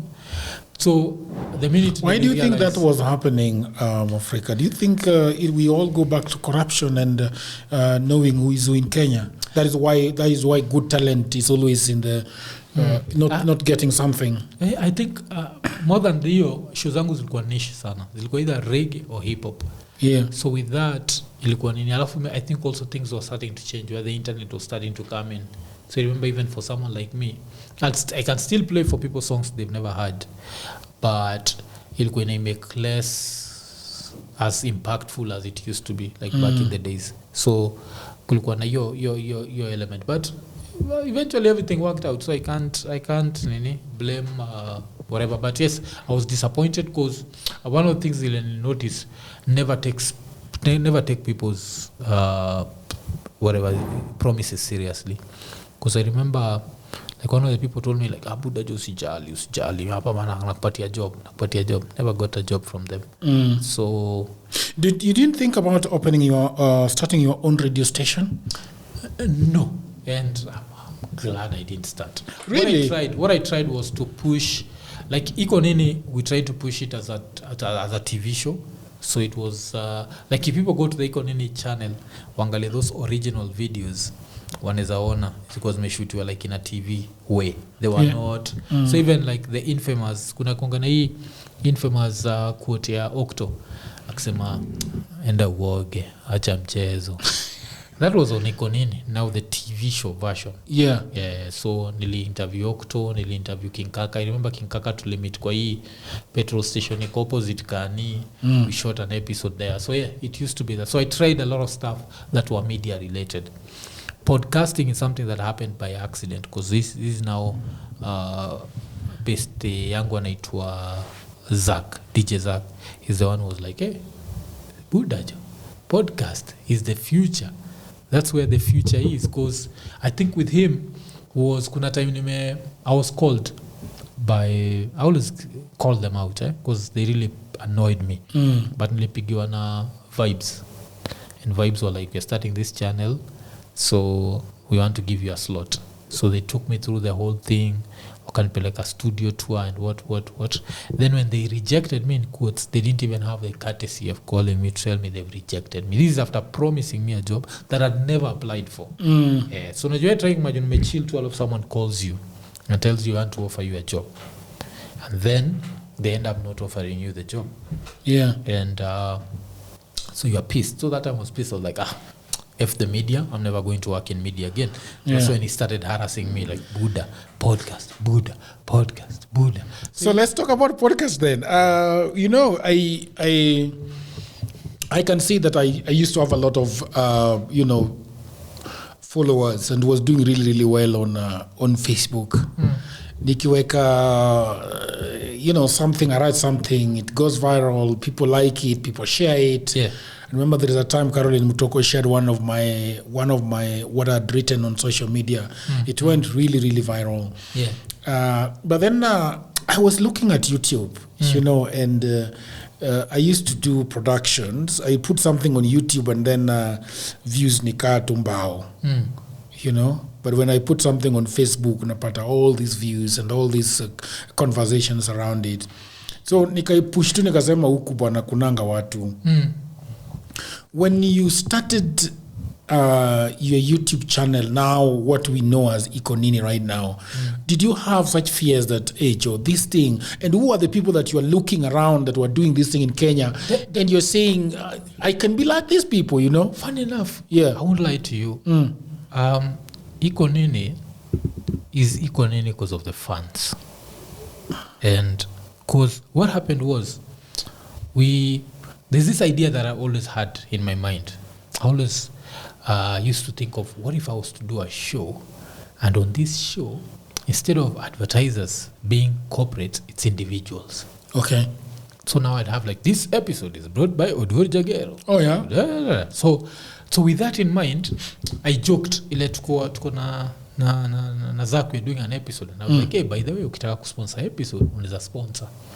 So then someone sent 100 shillings, and we actually, mtu akiwatch hizo episodes za kwanza ataona tunasema hii episode kwa sponsor na alikuwa ni Imanu. Imanu ndio amesponsor hii show. We didn't tell people it's 100 shillings. So Emmanuel did that. Then he was our first sponsor. Then kaka kidogo boy anaitwa Mogo akaenda hapa nini. Kwa ni Chris Mogo. Chris, I hope jina lako kwanza ni Chris. So he sponsored, but now him is based in the US. He sent 5,000 shillings. So that's when I was like, yani nyi watu mnaenjoy these conversations this much that we can do. So with me, that gave me more drive than kufikiria juu monetization, because monetization, you need to have 1,000 subscribers, you need to have whatever watch hours. So niko nafikiria that it's going to take a lot of time. Even when we monetize, I remember like the first month, we had to combine like the first 3 months to get our first payment. Yeah. So these funds. Yeah. So I even remember their names.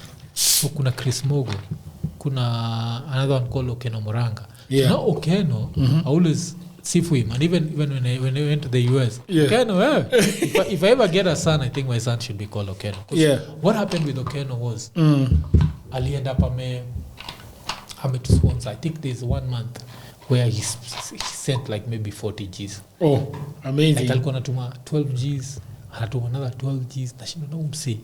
Buda hiki kitu tunafanya hivi, inakufurahisha hivyo, like you're doing this. So now that just pushed me and made me realize like, this thing, I'm taking it as a joke, but this thing is serious. This thing because if you have individuals doing this.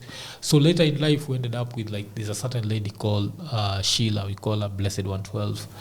Then when I was doing the podcast, my brother passed away. So there's a brother of mine who was hit by a car, and he passed away. So when that happened, another guy who used to be with in high school revealed himself like as a NINI fan. I call him Feeding Gears nowadays.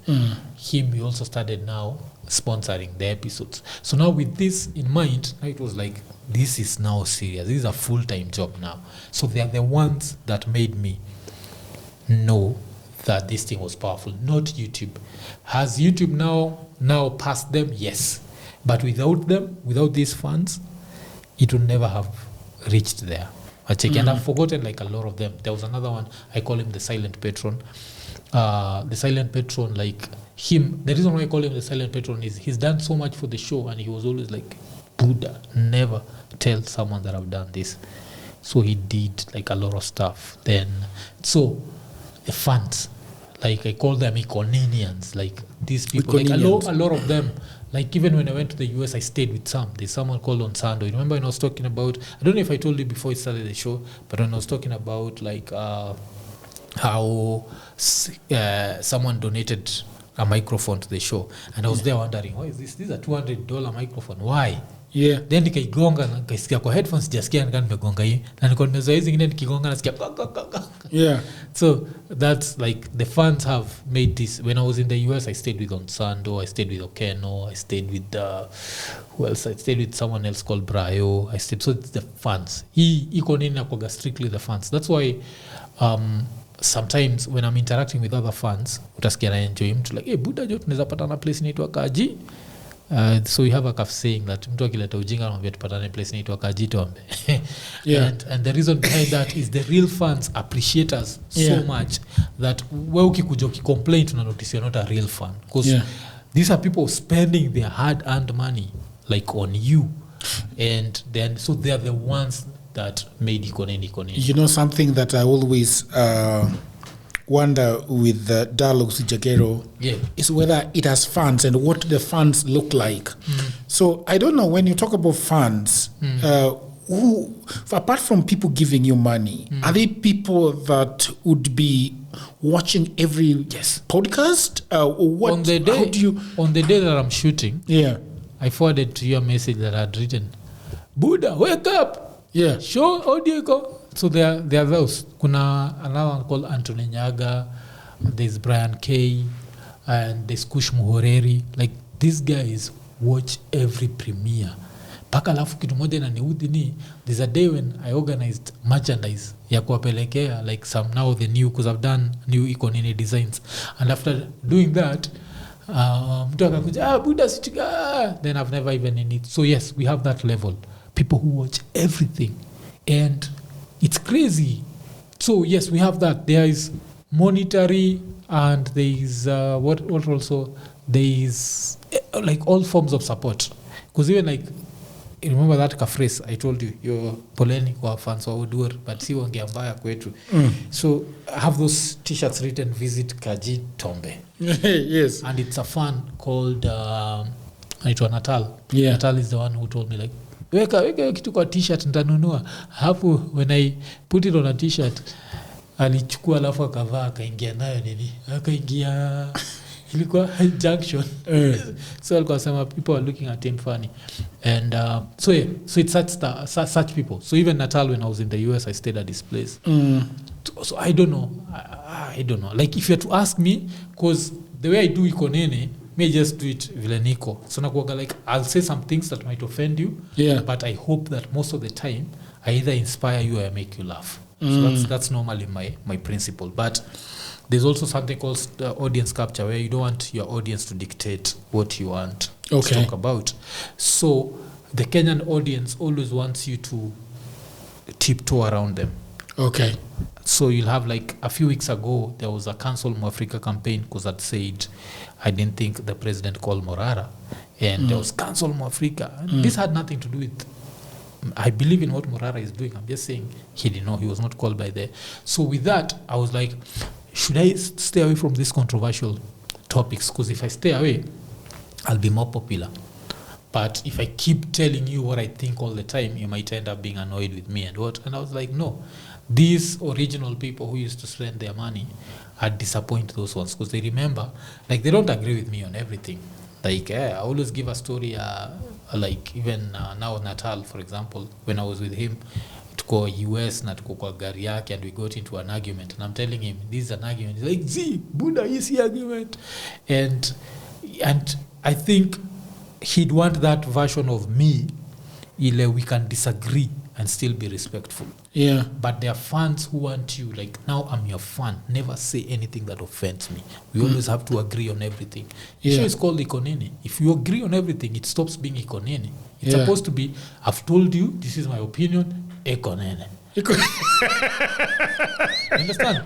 So kuna watu, so with that I'd say, like, we have like around 140,000 subscribers. Out of this 140,000, I can comfortably say that the real hardcore IKO NINI fans are 20,000. The ones who know Mwafreeka will tell you he's an atheist. He'll make jokes about religion. He'll offend you. He'll talk about your favorite politician, not in the way you love. He'll offend you. So kuna huyu alafu kuna 120,000 wale wamekuja juu ya trending topic ama juu ya nini, and these are the ones that you find now get easily offended when you say something that's against, because they're used to mpenzi mtazamaji, this is a podcast, hakuna wewe si mpenzi mtazamaji, umetumia bundles zako kuja. So there's that. So I'd say the fans ni hao, the ones who are with you through thick and thin, the ones who you'll offend, and they'll tell you what comments when you offend, but they won't go to let's cancel this guy. But for now, let's cancel. Oh, unsubscribe. Hey, go through 3 unsubscribe episodes. Yeah. How unsubscribe? Do they really unsubscribe? Yeah. The Kibera one, 1,500 people unsubscribed. 1,500? Yeah.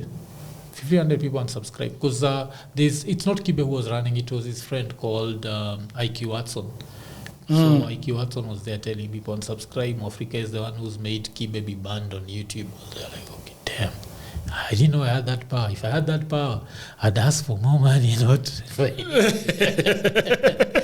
We probably will touch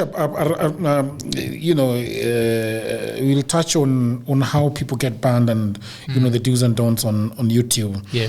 What I wanted to ask you, following on that, is when did you realize that we can actually make money on this platform by monetizing it?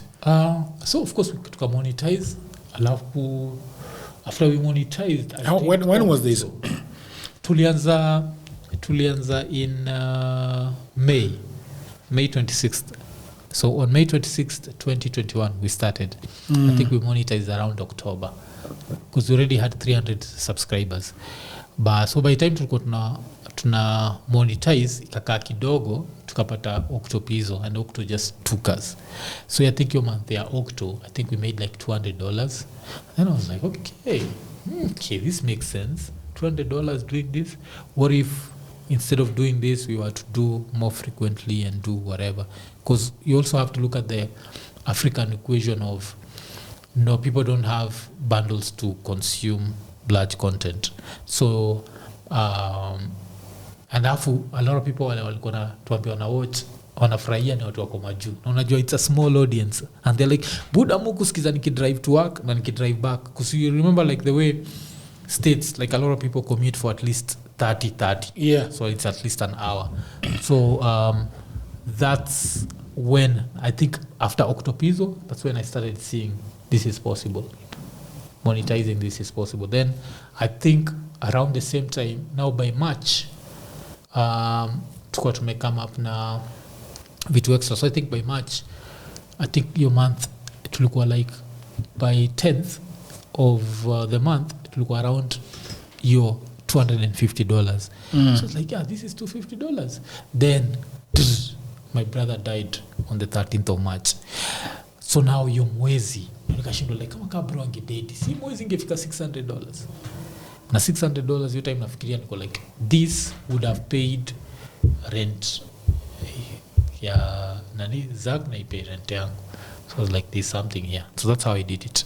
Like I just because I've always been very interested in numbers. I love mathematics, and so it's always been one of those things I'm super interested in, like everywhere. You know, like my pastime. Hata saizi nikikuja hivi nikitoka nikikuja hapa. I remember I started thinking, because I think it was yesterday that kulitoka ile report ya the government wants to reduce on domestic borrowing. Yeah. So if they reduce on domestic borrowing, nini zinaenda kuanguka, unajua hivyo MMFs. Yeah. So rates za MMF zinaenda kuanguka, and I've been like MMF, I always tell people budajo rusha to MMF, it's less risk than real estate, and apart from being less risk than real estate, it's your money, you're liquid, you're always liquid. Yeah. So they're thinking like because my MMF zangu zote naziangalia it's 5-year plan, 10-year plan. So nashindwa like how far is this? So I was trying to do the calculations in my head saying ikitoka from this percent to this percent, can I still achieve my financial goals and what? Yeah. So I've always been really interested in numbers. So when I saw, because you can see a pattern, I always say numbers create patterns. So when I saw the pattern of views and what, I was like, this can work. And then I started looking at Kibe. You can notice Kibe posts 6 videos a day. 6. So he used to do the show at night, then he'd break it down into pieces and then distribute these pieces all through the day. So you're like, since it pia tunadurefu, what if we were to take this big one and cut small pieces from it and then put them and make sure that the channel is always active? Kuna mtu atakudiscover na the short video and what, and that's how now we ended up doing 4 videos a day. Now when the 4 videos a day became a thing, now the money started making sense. I check, yes. So that's how.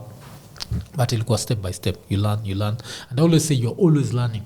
Like even today when I came, kuna kitu umetoka kunichanua juu yake. Najua, and I was like, damn, I've never thought about this. Me, I've always known you post a video, unaika thumbnail, ikienda iende, isipoenda iende. So you can use technology to more. Yeah. So you're always learning. You're always learning, learning process. I want to learn from you. I would learn from me, or you mean learning from you, bro? See, we can both learn from each other. We can both learn from each other. Yeah. What would you say is the biggest, the biggest, what would you say is one of the things that you've learned the hard way while doing content? And I want to ask you about two things. People coming to your channel. Yeah. How do you get people to come to your channel? Okay. Most of the people that come to my channel is just me. I either call them and a few of them call me.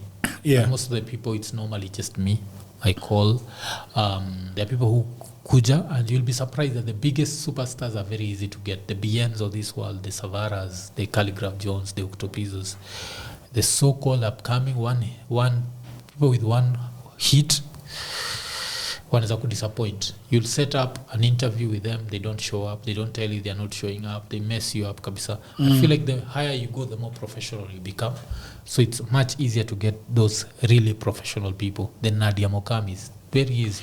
My biggest problem is, how do you get their numbers? How do you get them? Some you can slide into their inbox. Yeah. Luckily wakikuona wamekuona.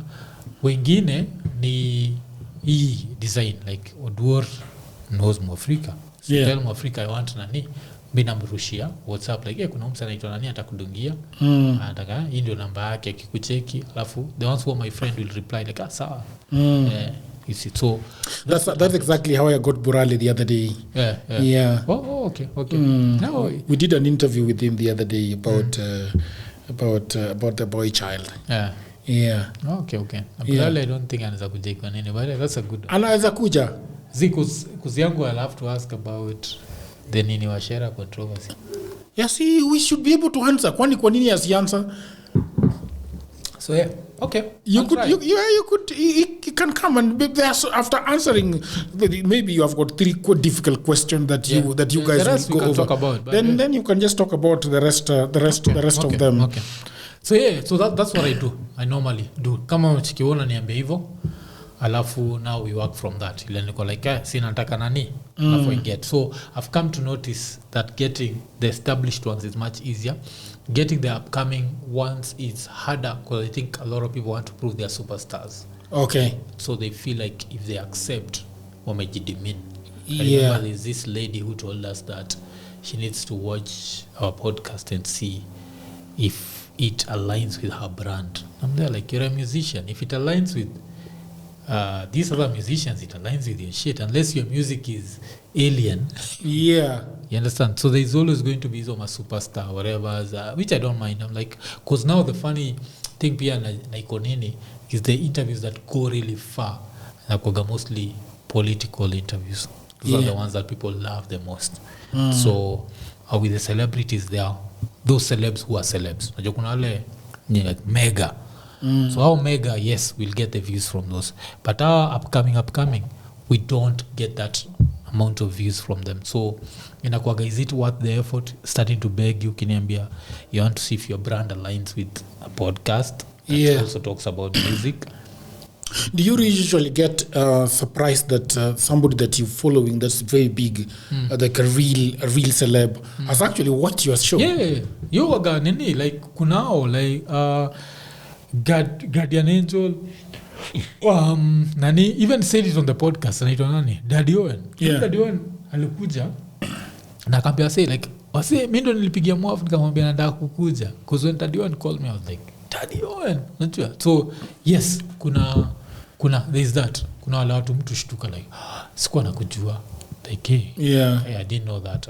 So I've also called a few people, and then even Lynn Ngugi, when I reached out to her, she told me that I love your show. Yeah. Wewe ulijua Dialogues Jagiru lini 2 months ago ama when? I actually knew it before. Ilikuwa interview gani? But haikuwa 2 months ago. 2 months ago it was just imperfect. It's nani's someone I really admire. What's his name? Caswell. Even with these 2 blunders. With these 2 blunders, it's one of those things I always joke that sometimes someone needs to tell you to STF you shut the fuck up. So right now he needs to cool down kidogo, acha say emotions, because politics is very emotional. But ilikuwa nini, but now hata vile I found it interesting umesema you are lean she watch, because now I have a worst memory. Really? Memory. My memory is better than yours. Hata watu wanajuaga like if you want to know how bad my memory is, that friend of mine called Zach was telling me kuna time tuli hang out na wanaume TMK. I can't remember. Yeah, I also don't just remember. Even my wife tells me things and I'm like, shit, I don't remember anything about that. I always joke that my wife takes advantage of that. So she'll say something and be like, you know, ma, you promised to. Nafikiria ni do you think that I've realized I've been doing a lot of research with YouTubing and then there are so many monetization opportunities for people, let's say in Europe or in America. And the big one is affiliate marketing. Like I was saying when I was so shocked that a guy with 1,000 subscribers was selling $2,000 a month. Yeah. In affiliate links. Because hiyo kwanza inaniremind kitu moja. I think that's an opportunity that I'm not utilized enough personally. Yeah. Why? Because I have a channel called Luthuli Avenue. So Luthuli Avenue, I normally review electronics. And when I'm reviewing electronics... You ndo uliweka ile clip switch? Yes. But mimi sikuona niliona hapa kwa main. So iko nini? I did the unboxing when I'm talking about internet nini. Yeah. But now kwa nini I've done the review of the speaker now. So even planning to do the review of the power. I love doing review, man. I did review for this for this Airtel thing. Yeah. You know, and I posted it. I know I really love tech and I realized that you also love tech. Yeah. I'm nini kabisa. So hiyo I'm normally like even majuzi nilikuwa naambia watu on Friday that do you know that this is on offer in the US. So kama uko US and you're looking for blah blah blah. So now hapo ni opportunity affiliate marketing because I've had a few economy fans tell me I've bought an OLED TV because of you. I bought this because of you. So now what if they were clicking on my affiliate link? Yeah. Umenichano. That's what I told you. You're always learning. So watu wangu economy. Yes, I'm going to put those affiliate the t-shirts watu wananunua aje kwa on YouTube channel because I don't think you can use M-Pesa on the YouTube shop. Hizo kuna website if you go direct kwa nini. But so zile tumeweka I need to remove them because those are spring. So spring used to be nini, but spring you see they're the ones who design and so you just give them the logo then they come up with the design. That's why hizo designs za ukiona ziko kwa channel you always compare na hizo designs zingine. But I remember I talked to someone on YouTube na aliniambia there's a way I can post hizi zangu and even put the market. There's a few things I've not done the right way. Have you been called by YouTube? Yes, kumekuwa gana you will having a nini personal person. So you have like a personal guy. Yes. Yeah, I have that where they advise you sometimes, but hii yetu najua na kuadvise do this, do that. Because even premieres, I stopped doing premieres. It's them that encouraged me to go back to doing premieres. And I think it's working out. So I'll go back to even me, they have called me several times telling me do this, do that. But Nini, if you want to learn about YouTube money, is there a better avenue than Lean Obina? Those ones they're the ones who've shown us what YouTube can achieve. Yeah, but you see now they have shown us, but it is just one way that I don't know whether they have really shown us what it can do because on your views. What it can do is strictly based on views. It's purely based on views. But they're not... do people approach you to like run their ads on your channel? Yes. So we have... so far tumekuwa na Linebet, DSTV, Airtel, not Airtel, Nini. Airtel we tried to talk but I work out. Who else? But I'd say Linebet specifically we've worked pamoja. Hata hiyo trip yangu ya US au ndio sponsor the ticket ya kwenda huko. So Linebet have been really good to us. But apart from that now kuna the small just people wale tuna mention. Wako real estate ndio stay away from. Why? Like, I always feel like it's scammy? Yes. So I'm always afraid, like as I told you, kuna watu who believe in me, like you know, like someone takes your word so seriously. Yeah, and then 3 months down the line one will lose 2 million. Alafu pia kitu interesting na iko nini ni I have a very wide fund range. So have funds wale tukibonga nao juu electronics tunaongea juu vile kitu ya $4,000 ile mimi naambia buda juu that's too much. Yeah. Alafu pia niko na fan ule you analipa rent ya 4,000 shillings. You understand? Yes. So you always have to take care of all of them. Huwa $4,000 is very easy to scam. Acheki. Huyu mwingine pia lazima, so it's a very tricky balance. So that's why I stay always find real estate pretty I stay away from real estate. Like I try my best cause like real estate mimi mwenyewe like the real estate cause I told people have I invested in real estate? Yes, but I invested through Boniface Mwangi. Like I bought ile land yake. I bought from Boni. Ile land yake. Yes.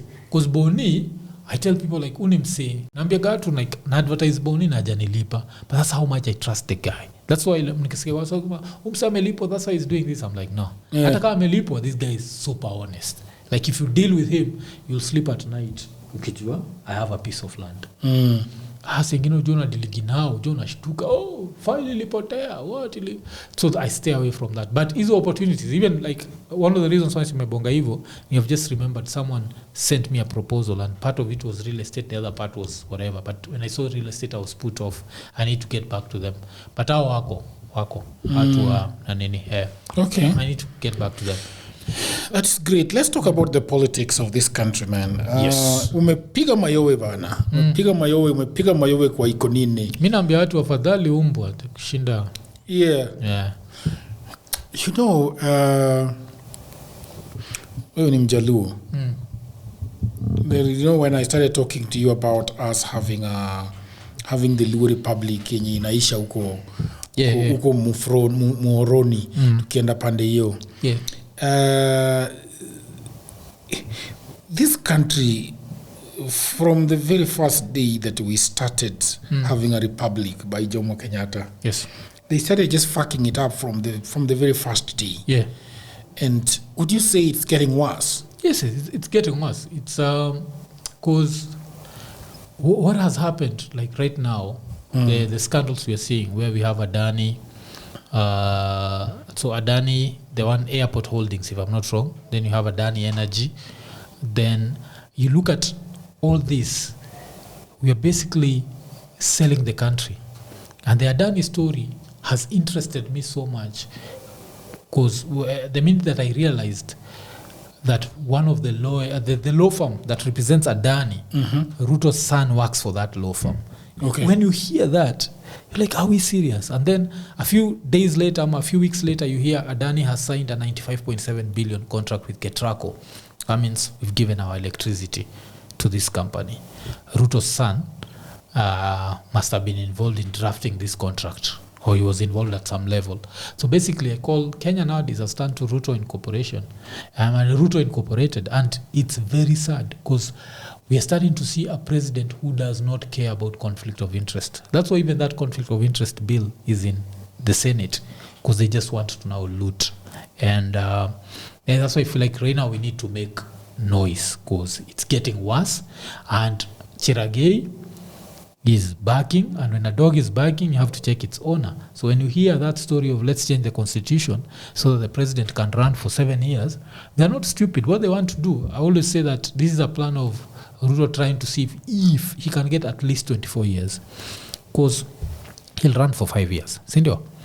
Then ikifika 2031 they start pushing for this amendment, then they change it before the 2032 elections. Then they're like, you know what, since he ran with the other NINI, it's null and void. Remember what Moi did? Yeah. The first 14 years were null and void. He had to run for another 2 terms. So then after 2032, we add him 7 and then another 7 years. That's why saizi naambia watu afadhali umbwa. Why? Because we need someone else who's going to come there. And these ideas of changing the constitution so that they can run for longer ziishe. Then someone who's going to relook at Adani. You saw that Bangladesh, as soon as that lady was pushed out, they said one of the things they're going to relook at is Adani, because Adani has pushed electricity bills the Bangladesh juu kabisa, and Adani played a role in causing the riots the Bangladesh. These are things that Ruto knows, but he does not care. Everyone is trying to make as much money as possible. Let me ask you, what is going on? Do you think we are having a reincarnation of Pattni in Adani, or worse? Yes. Worse than Pattni. Because Pattni was how many? It was $2 billion? Yeah. Adani, when you think about the electricity deal, supposed to be 647 billion Kenyan shillings. What is the deal with the electricity? What does he want to do? Substations and cabling. Hiyo nini wire. How ndio tawagi deal? Hizo wiring ya electricity, and they're going to maintain it for 30 years. So on the Friday, like one of the podcasts on NINI, I was telling people that you look at a place like Nyanza, and a lot of people are looking at Opio and I, and they're very happy that he's involved in this Ketrako deal. What they're forgetting is, in 30 years, the guy who's made you think Ruto is a good president, in 30 years he won't be alive. Because that person is Raila. And we are not wishing Raila death. It's just the way nature works. Yes, in 30 years, me and you will be lucky to be alive. Yeah, understand? that's true. But him, even with luck, even if he's alive, he won't be the same person. He's going to be a totally different person. So when you look at this, but they don't care. So the power deal is they're going to handle the power stations and the cabling. I don't know how they're putting it, but nizo transmission lines. Yes, transmission lines. What do you think they're going to do? Wataanza kuzizimazima. Kwa saizi wanasema wanani transmission lines because stima imekuwa ikipotea. Remember kuna time stima ilianza kupotea tunashindwa kwa nini? Yes. So remember who was it? Inakuwa ni kitu sua usema sijui nini jua kuna tenda. Ukiona sijui nini inafanyika jua kuna tenda. Kuna tenda inatokelezea. Yeah. So it's the same thing ile wanafanya, and waso ODM wamejoin and they are super happy. And yeah, it's a problem, and this politics of worshipping one person needs to stop. So you have Luos have worshipped Raila for a very long time, but now we have a worse situation where politicians are worshipping Ruto. Have you noticed that anything that Ruto says goes? Right now, I just saw today, by the day we are shooting this podcast, someone, I think it's called Ali Roba, had written that we need to change the constitution so that we don't have running mates anymore. The president can run alone and then nominate his deputy. So that means we want to go back to the days of firing the deputy president. And I'm there wondering, why didn't you come up with this when Ruto was harassing Uhuru? So a lot of these politicians worship Ruto. And I think the reason is Ruto has shown politicians that they can become richer beyond their wildest dreams. Yeah. So with that, he's buying loyalty at a rate. Because if we are selling the airport, because literally that's what we are doing. Because if you look at the Chief deal, the 104 billion is coming from Safaricom. You know that. But after coming from Safaricom, the money is being managed by Adani. So Adani is also is in the power, is in energy. Yes. Is in communication. And then in transport. Yes. So transport, transport and communication, energy and health. Health. We're giving health to a foreign country. We're giving energy to a foreign country. We're giving transportation to a foreign country. But what is so difficult in Kenya managing the airport the way they used to manage it? There's nothing difficult with you. I always use the example, and people will say that it doesn't work like that. But I always use the example of NINI podcast is how old? We are 3.5 years old, and blackouts don't affect us. Like if stima ipotea, we'll still be able to shoot a show. We'll still be able to edit. We are a small podcast. Why? Because everyone is competent. So what we need is competent people.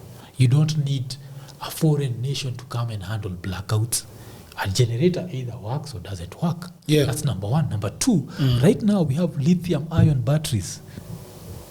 What are they called? Tesla have these very huge lithium-ion batteries where you can... Why can't an airport do that? We don't even need TC generators. Yeah. The lithium-ion batteries are perfect, and we can have like solar panels. Jua ya Kenya unaweza compare na jua iko first world countries. Hawezi. Acheki, because watu watasema that the strength of your sun matters. So there is all these are opportunities to make money. Wacha tupoteze stima so that we bring Adani. So all these things were orchestrated very well. Ile time nani anaitwa I think if you had to ask me, I'm not a conspiracy theorist, but I feel like they used to know nani anaitwa Larimado is going to pass through the airport. Toboa roof aone ndio watu wajue hii airport iko mbaya kabisa, ndio tukileta Adani Wakenya watakuwa like ai afadhali someone else can stop this leaking.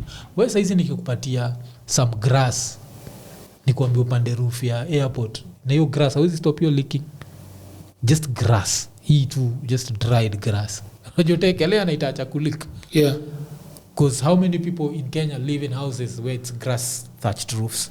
But now try and imagine you have a budget of, they spent 175 million shillings and they could not stop the leakages. And don't forget, the leakages were not everywhere. The leakages were mostly around hapa watu wana place ya ticketing. Si ati ulikuwa unaingia kila pahali unanyeshewa. So it meant it was a very straight line where a very simple solution could have solved that. But it's an opportunity to make money, and I think Ruto has shown these guys that there's so much money to make that just join me. Just join me. If you are to ask me, I think Nagato anasema these people are paid 200,000 shillings to vote. No. What's his name? Gachagua. Umesikia, the people have said figures up to 5 million shillings each to just vote. If you multiply that by 280, that means it's 1.4 billion just spent on bribery. You can try and imagine how much money they're making. This 95.7 billion deal. Uliona how Opiyo Wandayi was smiling akiwa Kisumu ile time akimesema sasa sisi tutafanya kazi na president. Tufanye, it's cause he is getting a piece of that pie. Everyone is like, he's making people rich beyond their means. But who's suffering? It's the Kenyan. So it's now time for the Kenyan Musemaga to get their head out of their ass na mjue tribe pushes you to a certain level. There's no place where Kalenjins meet and they're like, you know what, nani anaitwa Ruto ni president, wewe chukua ithao. Hakuna place wasoko na meet ati Uhuru nini, wewe chukua ithao. So right now it's supposed to be, we change these leaders, and election needs to be like the way Nairobi iko, where 5 years, most governors in Nairobi wampata 5 years. Right now Sakaja is somewhere anajua like probability anarudi is next to zero. Presidents need to feel the same, and the only way they feel the same is when we start, because there's also the nonsense of people saying we need a leader has to be Gen Z and all that nonsense. It's nonsense to me, because you can still get a leader from the old crop who's different. Kibaki was Moi's vice president. He was very different from Moi. You can never judge people who've never been president with how they'd handle the presidency. Unapata even Gachagua as a president would have been a very different from Gachagua the deputy president. I'm not saying we make Gachagua the president, of course. Yeah, story yake. Do you think Gachagua was so corrupt that he needed to go home? No. I think Ruto just doesn't love Nini. Ruto has been a deputy president, and as a deputy president we have to be realistic. As a politician you're always ambitious, yes. So as a deputy president I'm sure kuna time Ruto alikuwa anashindwa mtu hawezi kufa tu na alcohol poison. So with that in mind unajianga pia Sakaja not Gachagua na kuangalia na shindwa mtu jua kufi bana. So you always know, because I feel like the deputy president post is so bad because we are so close yet so far. Like if anything happens, like if anything was to happen to the president today, kabla impeachment ya Gachagua, he's the president. And I think if he's going to be the president, can the impeachment proceedings continue? See, everything would hold. That's why unakumbuka kwa when they were in parliament, Umsewa Wajir, the one who was ready to kill 5,000 people. What was his name? Faramalim was there saying, we need to protect our president. If anything happens to the president, God forbid. That's the worst thing, having a deputy president position, because you're always this close yet very far. Angalia Magufuli wanted to be a life president, ended up being a life president, but who benefited from him being a life president? Samia Suluhu. Yeah. So you see, so I feel kuna hiyo nini, but yeah, Gachagua, I think corruption there just wasn't. Walikuwa na feel like if I make you too rich unzaniletea shida, because remember Uhuru made Ruto very rich, and what happened? Alimletea shida mingi sana. So if I can get rid of the middleman and just deal with these people directly, I don't need you. So they fought because of the pie. They fought because of money. It's not about ideals. He's not more corrupt than Ruto, because if Ruto's son works for the firm that represents Adani, and Adani is taking over the airport for 30 years, Adani is taking over health for 30 years, Adani is taking over, who is more corrupt than that? So and all these things that have been challenged in court, the Adani deals. Yeah, but they inked the deal on Friday. 95.7 billion for power. It was inked on 11th of October. So that's signed, that's sealed. Sasa wajaluo ata dance pale. Unajua pia ndai anajua kila tunataka. Now that's the stupidity you're dealing with. So, but the thing is, why? So Ruto was like, this guy, if I keep him in the presidency, he's gonna be too rich. Yeah. But then, so what does that mean for the person that is the incoming? Should this go ahead? They'll have to play their position. Wasilete mambo ya kusimpia. Ashidage ilikuwa ni every time kutetea mlima. Mlima ifanye hivi. So unajua, you start to alienate. Unakumbusha Ruto that he needs the Kikuyu vote, and which he needs. Hata saizi vile wanajidanganya ati wakishaleta Raila this other side they'll need. I don't think Raila as a number 2 will be supported as Raila as a number 1. By a number 2 I mean, of course he won't even be on the ballot, si ndio? Sasa atakuwa tumeambia watu wangu fuateni huyu mtu. Itakuwa very different from him being pale juu. So equation ya Ruto, just assuming that now he does not need the Kikuyu vote, because that's what he's doing right now. So let me ask you something, iko nini? So Ruto anarudi tu Nyanza kama ame you know, why attack? Aya na macho ngumu. And you know, I was in Luo Nyanza the other day, and they are so pumped up for Ruto. Yeah. And I think that's a tragedy. Yes, it's a tragedy. You see, like, one of the things muchakaga sana, like I always hear Luos, and some of them joke that they are Luo pins. Yeah. I always say, like, if you knew one thing about you Europeans, you'd not call yourself a Luo pin. The only common thing between Luos and Luo pins is they both don't get circumcised. It ends there. After inaishi hapo, because easy leadership utavwana. See anasema hivi kama mjaka. Yeah. Utavwana. Muda. Ukipeleka hiyo ujinga politics in Europe, you're getting pulled off stage. Europeans don't mess around. You remember that lady who spent, there's a certain lady who spent money, alitumia her ticket, her credit card ya government kununua gum, and she ended up losing her seat. That's how much they care about their money. So if you want to call yourself a Luopin, I support it, as long as you copy everything.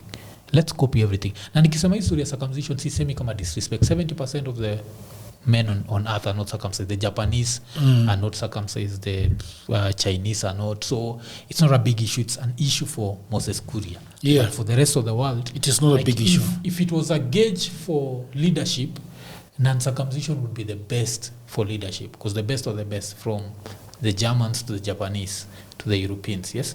So it's not about that. I'm saying it as kukuonyesha, that's where it ends, and you don't even know. That's a common thing you have with them. Yeah. You don't even, but that's where it ends. There's no Europe country that's taking Obado. There's no Europe country that's taking nonsense ya kina Kidero. Yeah. These are countries where, like, it's the policies are always about the mass. All of us, what do we benefit from this thing? Yeah. As you know, but sisi yetu ni, as long as the leader is happy, our happiness means nothing. Like, me judge, this is how I judge Raila.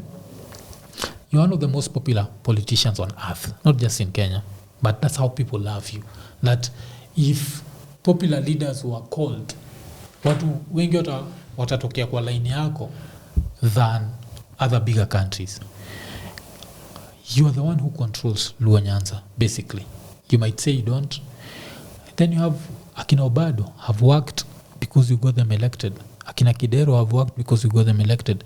I had something like in Homa Bay, the past regime walitumia, was it 280 million in 5 years on beverages and milk and tea and... Yeah, the guy that used to walk without shoes. Yes, 280 million.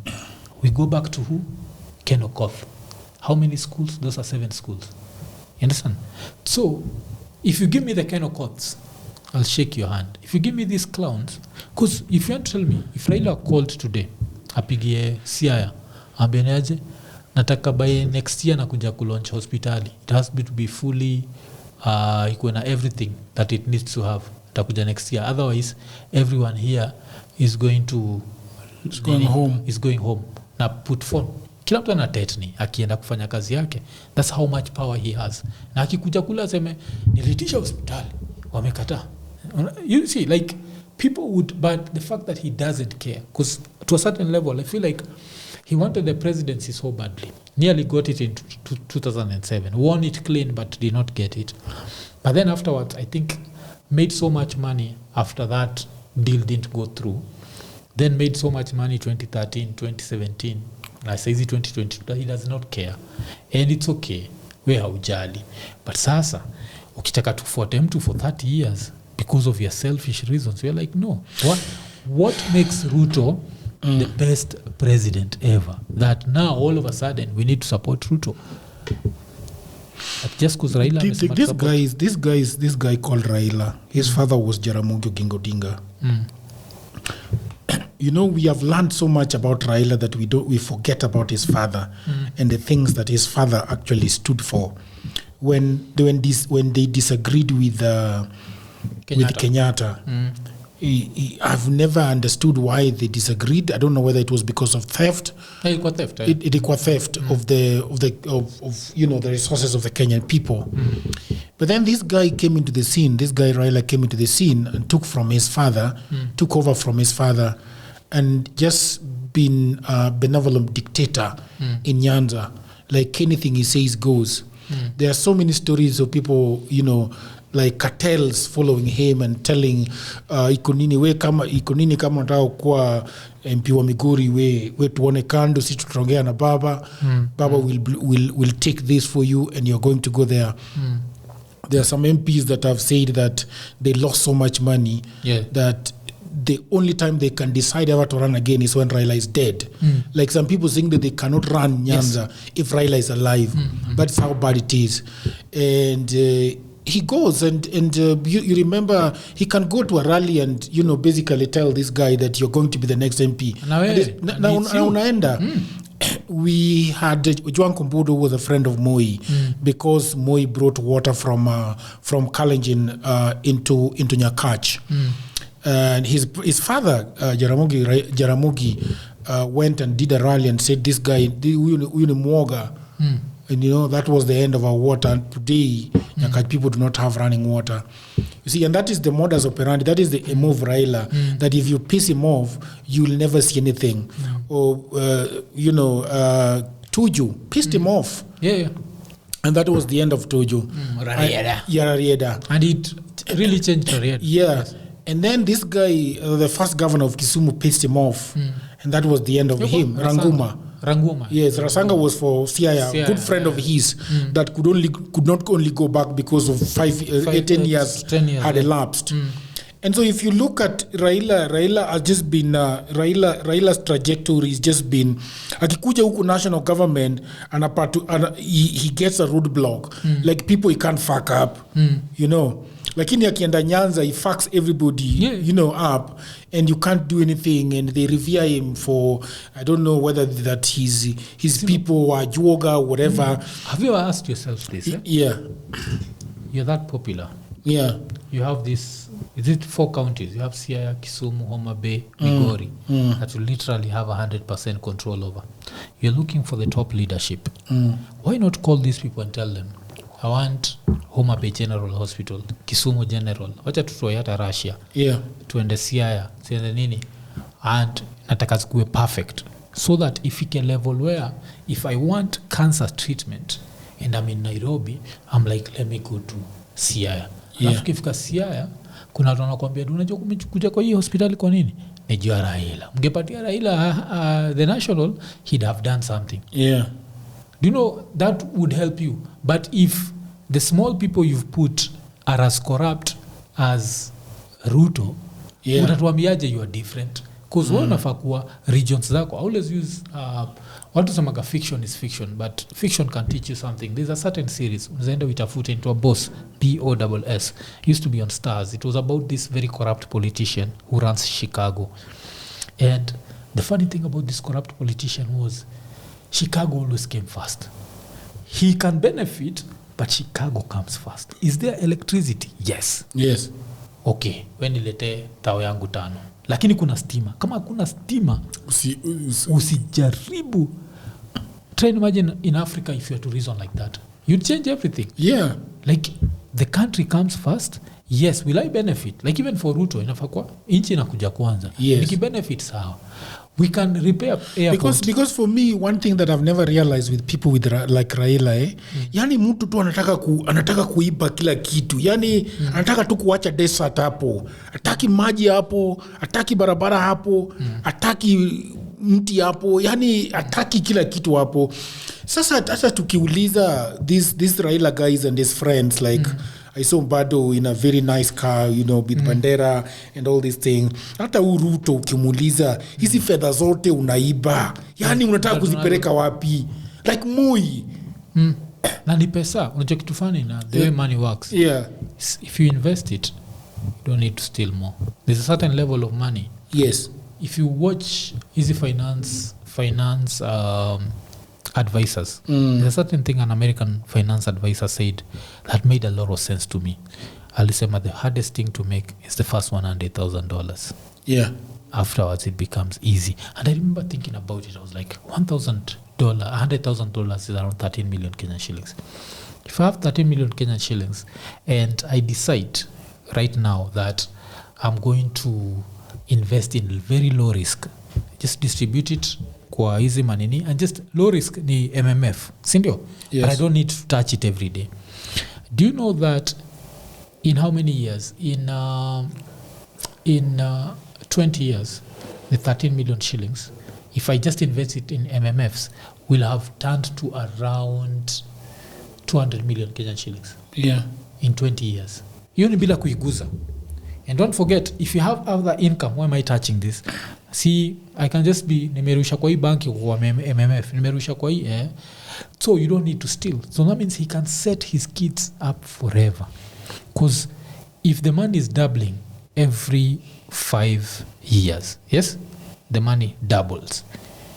How much money does Ruto have? Let's say he has $1 billion, and this billion is doubling every 5 years. Yeah. In 2 itakuwa $2 billion. Yeah. In 10 years itakuwa $4 billion. In 15 years itakuwa $8 billion. In whatever itakuwa $16 billion. Why do you need to steal more? You've stolen enough to set yourself up forever. Yeah. So easy you can just work. It is. It sounds like evil. It's like you're just out to do evil. Yes. You're no longer trying to get money. You're just being evil to other people. Like yo unakaa nayo kwa nini? Yo unakaa nayo kwa nini? Alafu hiyo yote itakuwa through your MMFs inakuwa mostly domestic borrowing. Yeah. So you're the president. We can still keep borrowing domestically as long as we are doing other stuff. So you are making your money. You already have money which you are doubling without kuumiza the taxpayer na bullshit projects. Zile mnachukua 100%. Then airport yetu, if we can get $1 billion from Safaricom, we can get $2 billion from Safaricom to do the airport. We can. You see, because if kama kuna AT&T stadium, there can be Safaricom Airport. Who minds it being called Safaricom Airport if it's state of the art? Do you mind? I don't mind. Yes, it can be. It can be called anything. Yeah. So when you think about all these things, unakaa chini una notice like these people don't love the country, but then the average Kenyan, we've come to accept mediocrity so much that sisi tuki-question, like saizi uki-question Raila, utakuwa like you're not low enough. Yeah. Mi nilikosana na a friend of mine during 2022 after the elections, because I remember alikuwa like Nini has done this. Nikamwambia like no, Luos have supported this guy long enough, it's time for him to fuck off. Yeah. Alikuwa like you can never Nini disrespect Raila like that, he's done this, he's done that. I'm like nah, yes you've done all those things, but number one, you never wanted the presidency badly enough, because if you wanted it you'd have gotten it. Ruto wanted it badly enough. When you want something badly enough, you employ competent people. Yeah. You don't start employing people who are your friends. Watu watanini, akina Junet won't help you win an election. Can they rile up a crowd on ground in Migori? Yes. But can they make sure that the numbers are adding up? Yeah. Because you need someone to tell you like, Buddha, usipolipa my agents, hakuna kitu. So muna need, this has to be a very long-term plan. Muna need like you start planning early. I always say it on the podcast, like right now, I tell people like, hey, Buddha, kuna bro wako iko 15 years old, kuna bro wako anza kumwambia ana vote 2027. That's how you win an election. You start by to your dogo, letting them know how important politics is. You start early, and you start early. Haungoji yes, kuna is there the national thing that is yes, but hapa chini una radicalize what you see, like the way Islamic radicalization happens. Hiyo inaanzaga mapema kabisa, like unafunzwa by the time unafika hivi you are a believer. So saizi niko naambia watu cause principle yangu, I remember majuzi kuna msana anaitwa Steve ni best ya Prezo sana, they even used to do a podcast together. And Steve was telling me that for him it's reached a level where ni afadhali stool kushinda Ruto. Like if you gave him to a stool, a vote stool ama Ruto, he'd vote for the stool. Paka nikamuuliza ni stool gani? Ile moja ama nyingine? Akasema either of those two stools. He'd still vote. And I feel like that's the message we have to have. Raila, look at that popularity, never became president. Because you had incompetent people around you. You can't be that popular. And if you are having loads of incompetent people around you, what does that say about you? Yeah, you yourself, yes.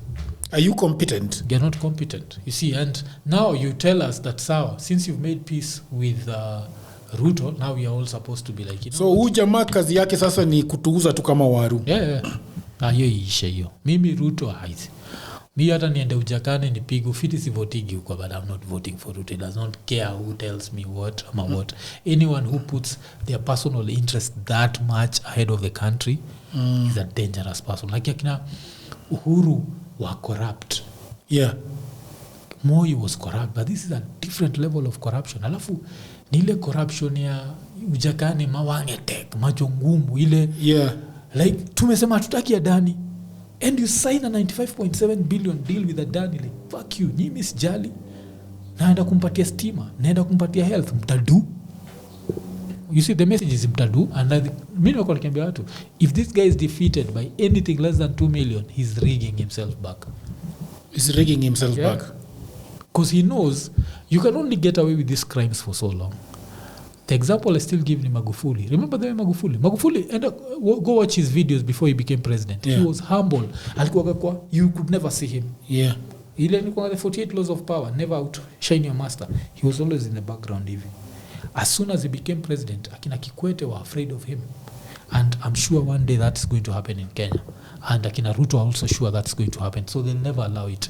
I think they are going to try to hold on to power for as long as possible, then hand it over to the next guy who's, and it's sad seeing this. Uliona the video of Chakwera, people were celebrating when they thought he was dead, but he got a stroke. Who were Malawi. At some point, they really loved him, but he's been very incompetent. So now people hate him. I think Africans just want a leader who cares. You don't even need to do much. Just care tu kidogo tu, ona aibu we hiyo airport yetu. How does it make you feel? Because I think you've traveled more than me. Yeah. And I remember telling people that me travel is a very developed countries thrice. So it's Netherlands once, America twice. And in 2009 I feel like I didn't see it because when I travel in 2024, like Kenyans made me see a lot of places in the US, and I went through a lot of airports. Yeah. And I remember coming to Jomo Kenyatta and I was ashamed. I was like, how are you supposed to stop a white supremacist if this is the biggest airport in your country and it's smaller than a village airport in America? It is so bad. And it's bad. It's shameful. Like it's really, really bad. Like sijui wanaosha chona brush gani. Yeah. Imengoka, bro. Yeah. It's no longer white. Wanaisugua bro. Unajua this na inaweza oshwa na everything can work. It just needs people to respect taxpayers money. Like every shilling ya taxpayer inafaa kuwa sacred. Unajua hivyo? Inafaa kuwa like mimi ukasirika nikiona watu wamekaa like cabinet meeting wakiwa na maji bottled. I drink tap water. If tap water is good enough for me, it needs to be good enough for you.